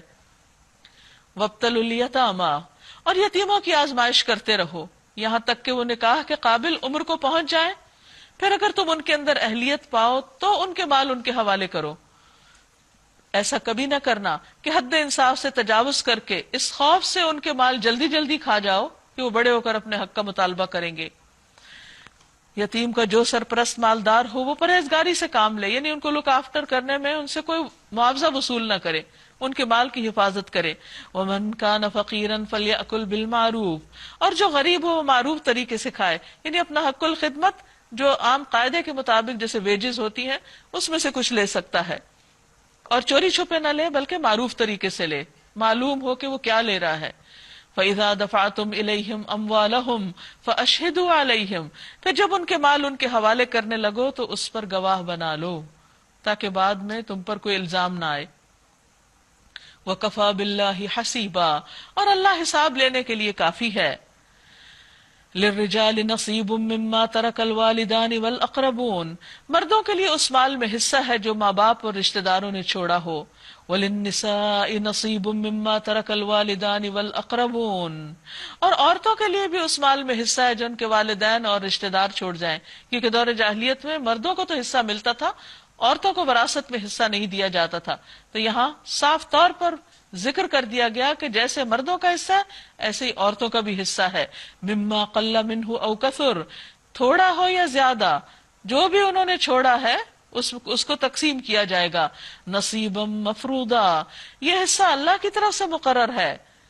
وَإِذَا حَضَرَ الْقِسْمَةَ أُولُو الْقُرْبَى وَالْيَتَامَى وَالْمَسَاكِينَ فَارْزُقُوهُم مِّنْهُ وَقُولُوا لَهُمْ قَوْلًا مَّعْرُوفًا، اور جب تقسیم کے موقع پر کنبے کے لوگ اور یتیم مسکین آئیں تو اس مال میں سے ان کو بھی کچھ دے دو۔ یعنی ویسے تو وراثت کا مال حقداروں ہی کو جانا چاہیے، لیکن سب کا مال جب اکٹھا ہے اور سب لینے والے بھی اور دینے والے بھی اور تقسیم کرنے والے اور دیگر اہل عیال رشتہ دار بھی وہاں موجود ہیں جو اس میں حصے دار نہیں ہیں، تو ان کو بھی کچھ نہ کچھ دے دو. وَقُولُوا لَهُمْ قَوْلًا مَعْرُوفًا، اور ان کو بھلی بات کرو، یعنی اگر وہ زیادہ کا مطالبہ کرے یا کوئی ایسی ناروا بات کرے تو اس کے جواب میں تم نادانی کا مظاہرہ نہیں کرو، ان کو سمجھا دو. وَلْيَخْشَ الَّذِينَ لَوْ تَرَكُوا مِنْ خَلْفِهِمْ ذُرِّيَّةً ضِعَافًا خَافُوا عَلَيْهِمْ. لوگوں کو اس بات کا خیال کر کے ڈرنا چاہیے کہ اگر وہ خود اپنے پیچھے بے بس اولاد چھوڑتے، یعنی یتیم بچے چھوڑتے، تو مرتے وقت انہیں اپنے بچوں کے حق میں کیسے کیسے اندیشے لاحق ہوتے. بس چاہیے کہ وہ خدا کا خوف کریں اور راستے کی بات کریں. جو لوگ ظلم کے ساتھ یتیموں کا مال کھاتے ہیں، در حقیقت وہ اپنے پیٹ میں آگ بھرتے ہیں، وہ ضرور جہنم کی بھڑکتی ہوئی آگ میں جھونکے جائیں گے. یوصیکم اللہ فی اولادکم، یہاں اللہ سبحانہ وتعالی وراثت کی وہ تقسیم جو پیچھے فرمائی کہ اللہ نے مقرر کیا حصہ، اب وہ حصے تقسیم کر کے خود دے رہے ہیں کہ کس کو کتنا ملے گا. اس لیے وراثت کی تقسیم کے علم کو علم الفرائض کہا جاتا ہے. یوصیکم اللہ فی اولادکم، تمہاری اولاد کے بارے میں اللہ تمہیں ہدایت کرتا ہے کیا کہ للذکر مثل حظ الانثیین، مرد کا حصہ دو عورتوں کے برابر ہے. اب بظاہر ایسے لگتا ہے جیسے عورتوں کے ساتھ زیادتی ہو رہی ہے، حالانکہ ایسا نہیں ہے. مرد کو دو حصے ملتے ہیں، لیکن اس کو خاندان کی کفالت بھی کرنی پڑتی ہے. جب وہ شادی کرتا ہے تو مہر دیتا ہے، اور جب بیوی گھر میں آ جاتی ہے تو نان نفقے کا انتظام بھی اس کو کرنا پڑتا ہے.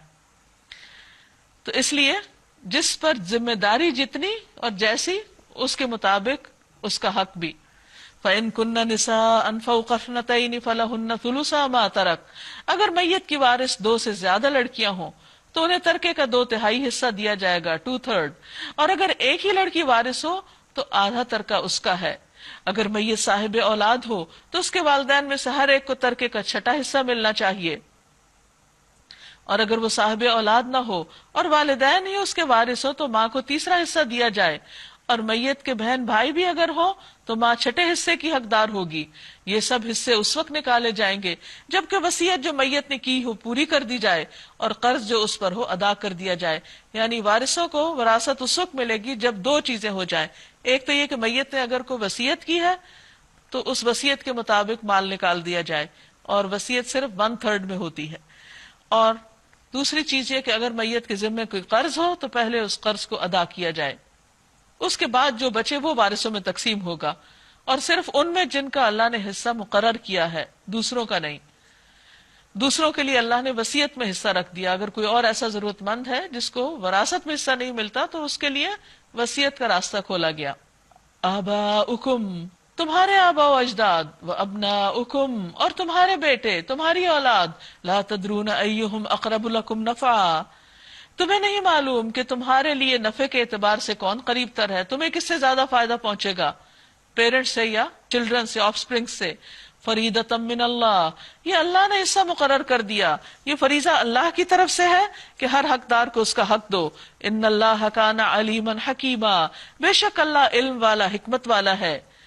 اور تمہاری بیویوں نے جو کچھ چھوڑا ہو اس کا آدھا حصہ تمہیں ملے گا اگر وہ بے اولاد ہو، ورنہ اولاد ہونے کی صورت میں ترکہ کا 1/4 حصہ تمہارا ہے، جبکہ وصیت جو انہوں نے کی ہو پوری کر دی جائے اور قرض جو انہوں نے چھوڑا ہو ادا کر دیا جائے. دوبارہ پھر اس کی تاکید کی جا رہی ہے. اور وہ تمہارے ترکے میں سے 1/4 کی 1/4 کی حقدار ہوں گی اگر تم بے اولاد ہو، ورنہ صاحب اولاد ہونے کی صورت میں ان کا حصہ 8واں ہوگا، بعد اس کے کہ جو وصیت تم نے کی ہو وہ پوری کر دی جائے اور جو قرض تم نے چھوڑا ہو ادا کر دیا جائے.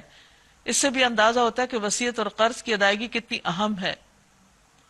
اور اگر وہ مرد یا عورت جس کی میراث تقسیم ہو رہی ہے بے اولاد بھی ہو اور اس کے ماں باپ بھی زندہ نہ ہو، مگر اس کا ایک بھائی یا ایک بہن موجود ہو، تو بھائی اور بہن ہر ایک کو 6 حصہ ملے گا. اب یہاں مرد اور عورت کی ڈسکریمنیشن نہیں ہے. اور بھائی بہن ایک سے زیادہ ہوں تو کل ترکہ کے 1/3 میں 1/3 میں وہ سب شریک ہوں گے، جبکہ وصیت جو کی گئی پوری کر دی جائے اور قرض جو میت نے چھوڑا ادا کر دیا جائے، بشرطے کہ وہ ضرر رساں نہ ہو، یعنی وصیت. یہ حکم ہے اللہ کی طرف سے، اور اللہ دانا و بینا اور نرم خو ہے، بردبار ہے. تلک حدود اللہ، یہ اللہ کی مقرر کی ہوئی حدیں ہیں. وَمَن يُطِعِ اللَّهَ وَرَسُولَهُ، جو اللہ اور اس کے رسول کی اطاعت کرے گا، يُدْخِلْهُ جنات، وہ اسے باغوں میں داخل کرے گا، تجری من تحتها الانہار، جن کے نیچے نہریں بہ رہی ہیں، خالدین فیہا، وہ اس میں ہمیشہ ہمیشہ رہیں گے. وَذَلِكَ الْفَوْزُ الْعَظِيمُ، اور یہ ہے بہت بڑی کامیابی. اس کے برعکس وَمَن يَعْصِ اللَّهَ وَرَسُولَهُ، جو اللہ اور رسول کی نافرمانی کرے گا، وَيَتَعَدَّ حُدُودَهُ، اور اس کی حدود سے تجاوز کرے گا، يُدْخِلْهُ نَارًا، وہ اس کو آگ میں داخل کرے گا، خالداً فیہا، وہ اس میں ہمیشہ رہنے والا ہے، وَلَهُ عَذَابٌ مُہِینٌ، اور اس کے لیے بہت رسوا کن عذاب ہے۔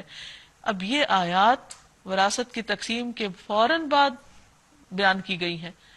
یہاں اطاعت سے مراد اللہ کے اس قانون کی پیروی ہے، اور نافرمانی سے مراد اس قانون سے روگردانی ہے کہ انسان اپنی مرضی کے حصے بنا لے اور اللہ تعالیٰ کے حکم کو پس پش ڈال دے اور حقداروں کو حق سے محروم کر دے، خواہ وہ عورتیں ہوں یا یتیم بچے یا کوئی بھی۔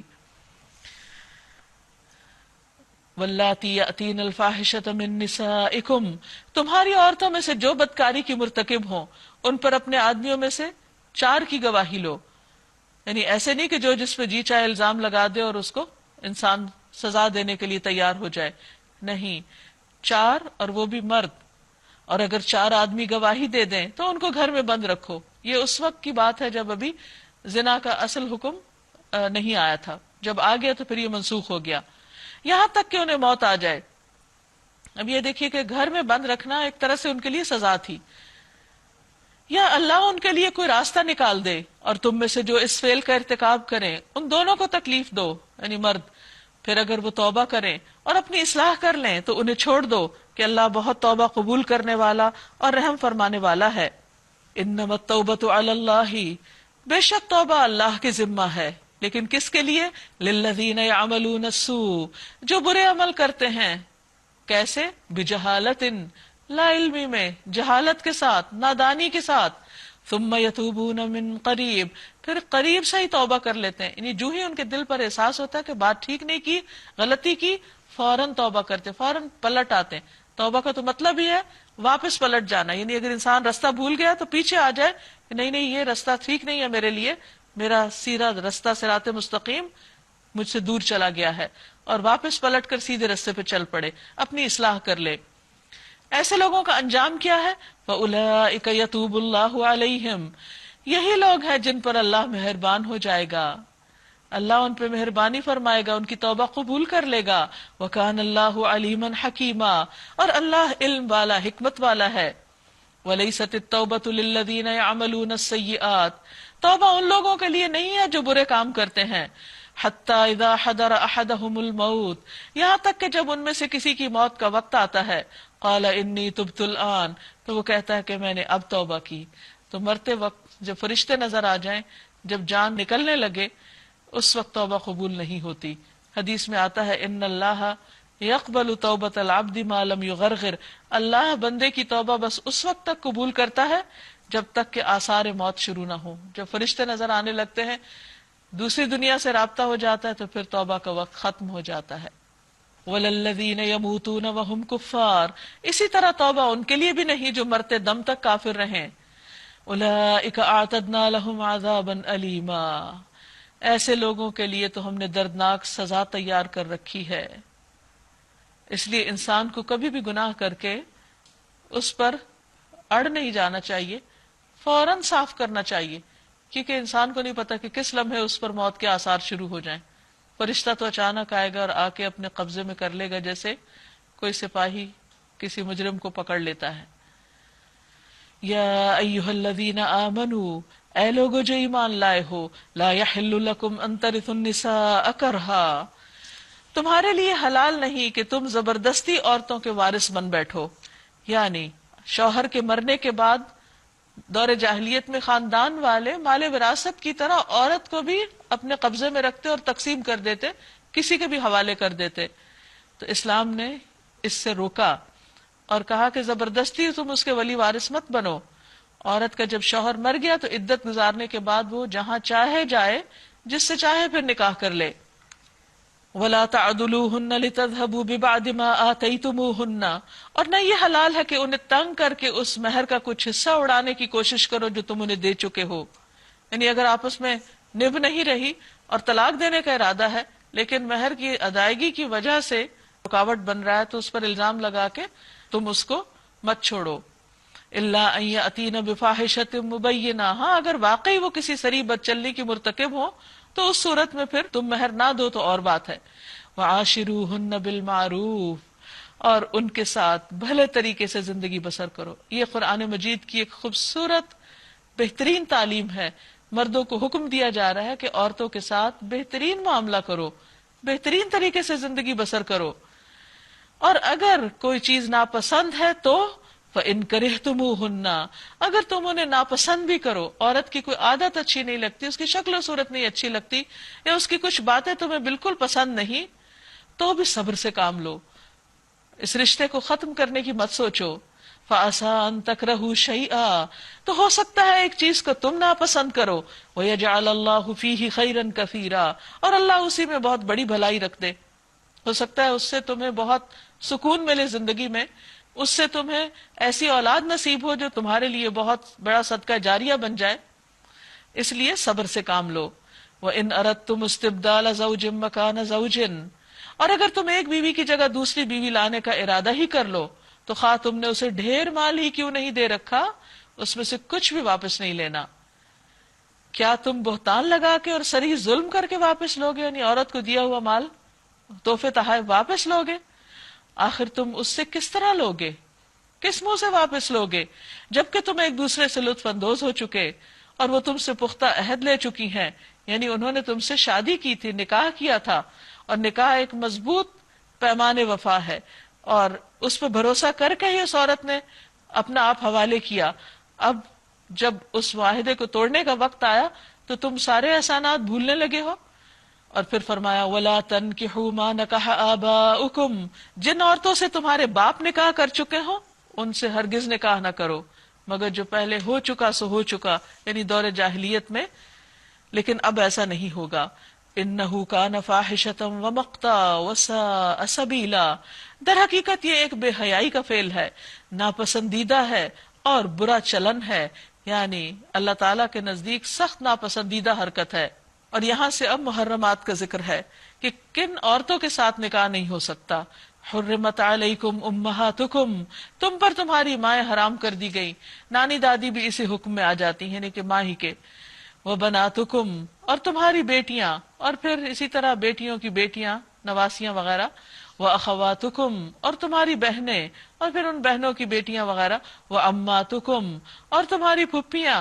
وَخَالَاتُكُمْ، اور خالائیں۔ وَبَنَاتُ الْأَخِ، اور بھتیجیاں۔ وَبَنَاتُ الْأُخْتِ، اور بھانجیاں۔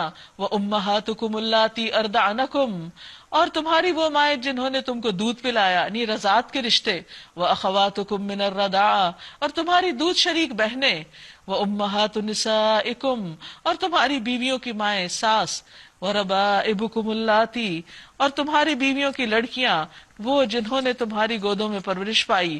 فی حجورکم من نسائکم، تمہاری بیویوں میں سے۔ اللاتی دخلتم بہن، وہ بیویاں کہ جن سے تم نے نکاح کر لیا، جن سے تمہارا تعلق زن و شو ہو چکا۔ فإن لم تکونوا دخلتم بہن فلا جناح علیکم، ورنہ اگر صرف نکاح ہوا ہو اور جسمانی تعلق نہ ہوا ہو تو پھر کوئی حرج نہیں۔ وحلائل ابنائکم، اور تمہارے ان بیٹوں کی بیویاں۔ الذین من اصلابکم، جو تمہاری صلب سے ہوں، یعنی حقیقی بیٹے۔ وَأَن تَجْمَعُوا بَيْنَ الْأُخْتَيْنِ، اور اللہ نے یہ بھی حرام کیا کہ تم ایک نکاح میں دو بہنوں کو جمع کرو۔ دور جاہلیت میں یہ ظلم بھی ہوتا تھا کہ ایک مرد دو سگی بہنوں سے شادی کر لیتا اور ان کے درمیان ایک طرح سے قطع رحمی کی صورت پیدا ہو جاتی۔ الا ما قد سلف، مگر جو پہلے ہو چکا سو ہو چکا۔ اب دور جاہلیت کی یہ رسم ختم۔ محرمات کا یہ ذکر جو ہے، اس میں بھی دراصل عورتوں کے حقوق کو ہی پروٹیکٹ کیا گیا ہے کہ انہیں ظلم و ستم سے بچایا جائے۔ ان اللہ کان غفورا رحیما، بے شک اللہ غفور الرحیم ہے۔ یہاں پر پارے کا اختتام ہوتا ہے، لیکن میں چاہوں گی کہ آپ کے ذہنوں میں اگر کوئی سوال ہے، کوئی کمنٹ کرنا چاہیں یا کوئی آپ اپنے ریفلیکشنز دینا چاہیں تو موسٹ ویلکم۔ آل عمران کی یہ جو آیت ہے، آیت نمبر 186، اس میں جو کہا گیا لَتُبْلَوُنَّ فِي أَمْوَالِكُمْ وَأَنفُسِكُمْ، کہ البتہ تم ضرور آزمائے جاؤ گے مالوں سے اور جانوں سے۔ تو اس کو پڑھ کے یہ اندازہ ہو رہا تھا کہ بعض اوقات ہماری زندگی میں آزمائش آتی ہے اور اس وقت ہم سوچتے ہیں کہ ہم سے کوئی غلطی تو نہیں ہو گئی جس کی وجہ سے اللہ تعالیٰ ہمیں امتحان میں ڈال رہے ہیں۔ پھر یہ بھی ہوتا ہے، یہ بھی خیال آتا ہے کہ جیسے ہم سنتے ہیں کہ آزمائش مانگنی نہیں چاہیے، لیکن اس آیت کو پڑھ کے یہ سمجھ میں آیا کہ یہ تو اللہ تعالیٰ کا طریقہ ہے کہ اللہ تعالیٰ تو آزمائیں گے، لیکن آزمائش میں ہم کیا کرتے ہیں اللہ تعالیٰ وہ دیکھ رہے ہیں. اس لیے جب بھی کبھی آزمائش آئے تو بجائے اس کے کہ ہم ادھر ادھر دیکھیں یا لوگوں کو بلیم کریں، یا بعض اوقات لوگوں کے منہ سے اللہ تعالیٰ کے لیے کوئی شکوہ نکلے، اس سے زیادہ کرنے کا کام یہ ہے کہ ہم اس وقت دیکھیں کہ ہم کیا کر رہے ہیں، اللہ تعالیٰ ہم سے کیا چاہتے ہیں. جی بالکل، آغاز میں آپ اہل کتاب کا ذکر فرما رہی تھیں اور اس میں ان کو کہا گیا تھا کہ اگر تم سچے ہو تو تورات لے کر آؤ. تو مجھے ایسا لگا کہ جیسے اسلام کا مزاج جو ہے وہ ریسرچ کا مزاج ہے، کہ اگر کسی بات کی سمجھ نہیں آ رہی ہے اور آپ جاننا چاہتے ہیں کہ حقیقت کیا ہے، پریویلنگ ٹرینڈز کچھ اور ہیں اور اصل بات کیا ہے، تو اس کا بہترین طریقہ یہ ہے کہ اللہ تعالیٰ کی کتاب سے رجوع کیا جائے اور اس کو کھول کر دیکھا جائے کہ اس میں کیا لکھا ہے. دوسری چیز جو سورۃ آل عمران کے آخر میں آپ نے غور و فکر کے حوالے سے ذکر کیا کچھ لوگوں کا جو اللہ تعالیٰ کی کائنات میں غور و فکر کرتے ہیں، تو اس سے اندازہ یہ ہو رہا ہے کہ اسلام ایک بلائنڈ فیتھ نہیں ہے، بلکہ اسلام آسمان و زمین کی کریشن یا یونیورس کے اوپر ریسرچ کرنے، اس کے اوپر غور و فکر کرنے کی دعوت دیتا ہے. اور یوں معلوم ہوتا ہے کہ اللہ تعالیٰ کی یہ ساری کائنات صرف ایک ہی پوائنٹ آف ریفرنس کی طرف لے کے جا رہی ہیں کہ اس کائنات کا الہ ایک ہے جو انتہا سے زیادہ نالجبل ہے، جو انتہا سے زیادہ وائز ہے، اور جس نے یہ ساری کائنات کو ہمارے لیے بنائی ہے. جو یہ پارے میں ایک چیز محسوس کی ہے نا کہ اللہ تعالیٰ نے شروع سے ہی جہاں سے پارہ شروع ہوا ہے تو اللہ تعالیٰ نے آزمائش کو واضح کیا ہے کہ انسان کی پوری زندگی آزمائش ہے. وہ خواہ اس کی پسندیدہ چیز کو خرچ کرنے کی بات ہو، یا احد کے میدان میں اللہ کے رسول کی اطاعت کی بات ہو، یا اپنے مال کی محبت سے رک جانے کی بات ہو، یا اللہ تعالیٰ نے جو احکامات دیے ہیں ان کے اوپر عمل کرنے کی بات ہو، یہ ساری آزمائش ہے. تو جو مومن ہوتا ہے نا تو وہ کام کر لیتا ہے، جو منافق ہوتا ہے وہ بہانے بناتا ہے. تو یہ چیزیں اور آزمائشیں آتی اس لیے ہیں تاکہ انسان کے ایمان کو پرکھا جائے، الگ ہو جائے مومن اور منافق. بالکل. تو یہ آخرت میں تو ہوں گے لیکن دنیا میں بھی پتہ چل جائے. مجھے تو پارے کے شروع میں جو نا چھوٹی سی یہ بات ہے، تو چھوٹی سی بات لیکن دل کو پکڑ لیا اس نے، لن تنالوا البر حتی تنفقوا مما تحبون. تو واقعی جو اللہ تعالیٰ کے راستے میں ہم دیتے ہیں وہ ہمیں آخرت میں ملنا ہے. تو ہم اس بات کو اگر بس اپنے اندر جذب کر لیں کہ ہم جہاں دنیا میں ناپسندیدہ چیزیں جو ہماری ہوتی ہیں ہم کتنی ان سے وہ کہتے ہیں کہ نہیں یہ ہمارے کپڑے پرانے ہیں، یہ ہماری چیزیں پرانی ہیں، چلو ادھر کر دے دو، اس کو دے دو، اس کو دے دو. ہمیں یہ دیکھنا ہے، میرے تو دل کو پکڑ لی یہ بات کہ وہی ہمیں آخرت میں ملنا ہے. جب ہم دنیا میں اتنی ایکسیلنس پہ جاتے ہیں تو دنیا کی چیزوں پہ، تو ہم آخرت کے لیے کیوں نہیں جاتے ہیں؟ یعنی دنیا میں ہم اپنے لیے بہترین چاہتے ہیں بہترین لیکن چاہ یہ رہے کہ ہیں جب تو ہم آخرت کے لیے جمع کے لیے کراتے ہیں کیوں تو نہیں گھٹیا چاہ رہے چیزیں ہیں؟ رکھتے ہیں. جی بالکل، یہ تو جس سوچ بدلنے کی بات ہے. بالکل. اگر انسان یہ سمجھے کہ جو کچھ وہ دے رہا ہے وہ دراصل خود اسی کو ملنے والا ہے جی تو کبھی بھی ایسا نہ کرے. مجھے اس بارے میں جس بات نے بہت زیادہ ٹچ کیا وہ یہ ہے کہ اللہ کی کتاب اور آیات کے بغیر ہدایت جو ہے نا ممکن نہیں. یعنی ایک پوری طرح سے قرآن کے بارے میں بتا دیا گیا کہ ہم لوگ کہتے ہیں کہ کچھ لوگ لیتے ہیں اور کچھ کو نہیں. تو اس میں یہی ہے کہ پورے قرآن کو ایک ساتھ ہی لینا ہے. تو ہدایت کا جو ہے نا بس ایک ہی چیز ہے ہدایت کے لیے، وہ ہے قرآن. کیونکہ اللہ سبحانہ تعالیٰ سے بڑھ کر تو کوئی جانتا ہی نہیں ہمیں اور پوری دنیا کو. تو ہدایت وہی دے سکتا ہے جس کا علم سب سے زیادہ ہو. جی تو اللہ سے بڑھ کر کون علم رکھتا ہے؟ تو اس لیے جو وہ ہمیں بتاتا ہے چاہے ہماری سمجھ میں نہ بھی آئے پھر بھی وہی ہمارے لیے فائدہ مند ہے. اس میں سورۃ آل عمران میں آپ نے شہداء کا ذکر کیا کہ جنگ احد کے شہداء کا پرٹیکولرلی، کہ بظاہر ایسا لگتا ہے کہ شہید جو ہوا ہے وہ بہت تکلیف سے مرا ہے اور شاید اس کا حلیہ بھی جو ہے وہ اتنا اچھا نہیں رہا، لیکن اللہ سبحانہ و تعالیٰ جو بیان فرما رہے ہیں وہ یہ کہ وہاں پہ وہ بہت خوش ہیں. تو ایسا محسوس ہوتا ہے کہ دنیا کی زندگی جب ختم ہوتی ہے تو وہ ختم نہیں ہوتی، بلکہ انسان کی جو ایمان ہے یا اس کا جو تقوی ہے اس کے اعتبار سے اس کو وہاں پر درجات ملتے ہیں. تو بعض اوقات ہماری زندگی میں ہم اپنے ارد گرد دیکھتے ہیں کہ کچھ لوگ ہیں جو بہت تکلیف سے یا بہت ظلم کے ساتھ مر جاتے ہیں اور دل بڑا دکھی رہتا ہے اس بات پر. تو یہ آیت ہمیں ایک طرح سے ایک حوصلہ اور ایک امید دیتی ہے کہ انشاءاللہ تعالی ان کا حال اگلی دنیا میں بہت اچھا ہوگا. اور یہ ایک حقیقت ہے کہ قرآن ہمیں بہترین سٹریس مینجمنٹ سکھاتا ہے. جی.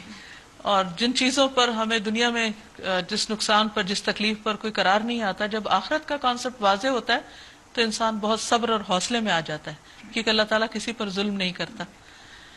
اس کے ساتھ ہی ہمارے آج کے پروگرام کا وقت ختم ہوتا ہے، آپ سے اجازت چاہتے ہیں۔ سبحانک اللہم و بحمدک، اشہد ان لا الہ الا انت، استغفرک و اتوب الیک۔ السلام علیکم و رحمۃ اللہ وبرکاتہ۔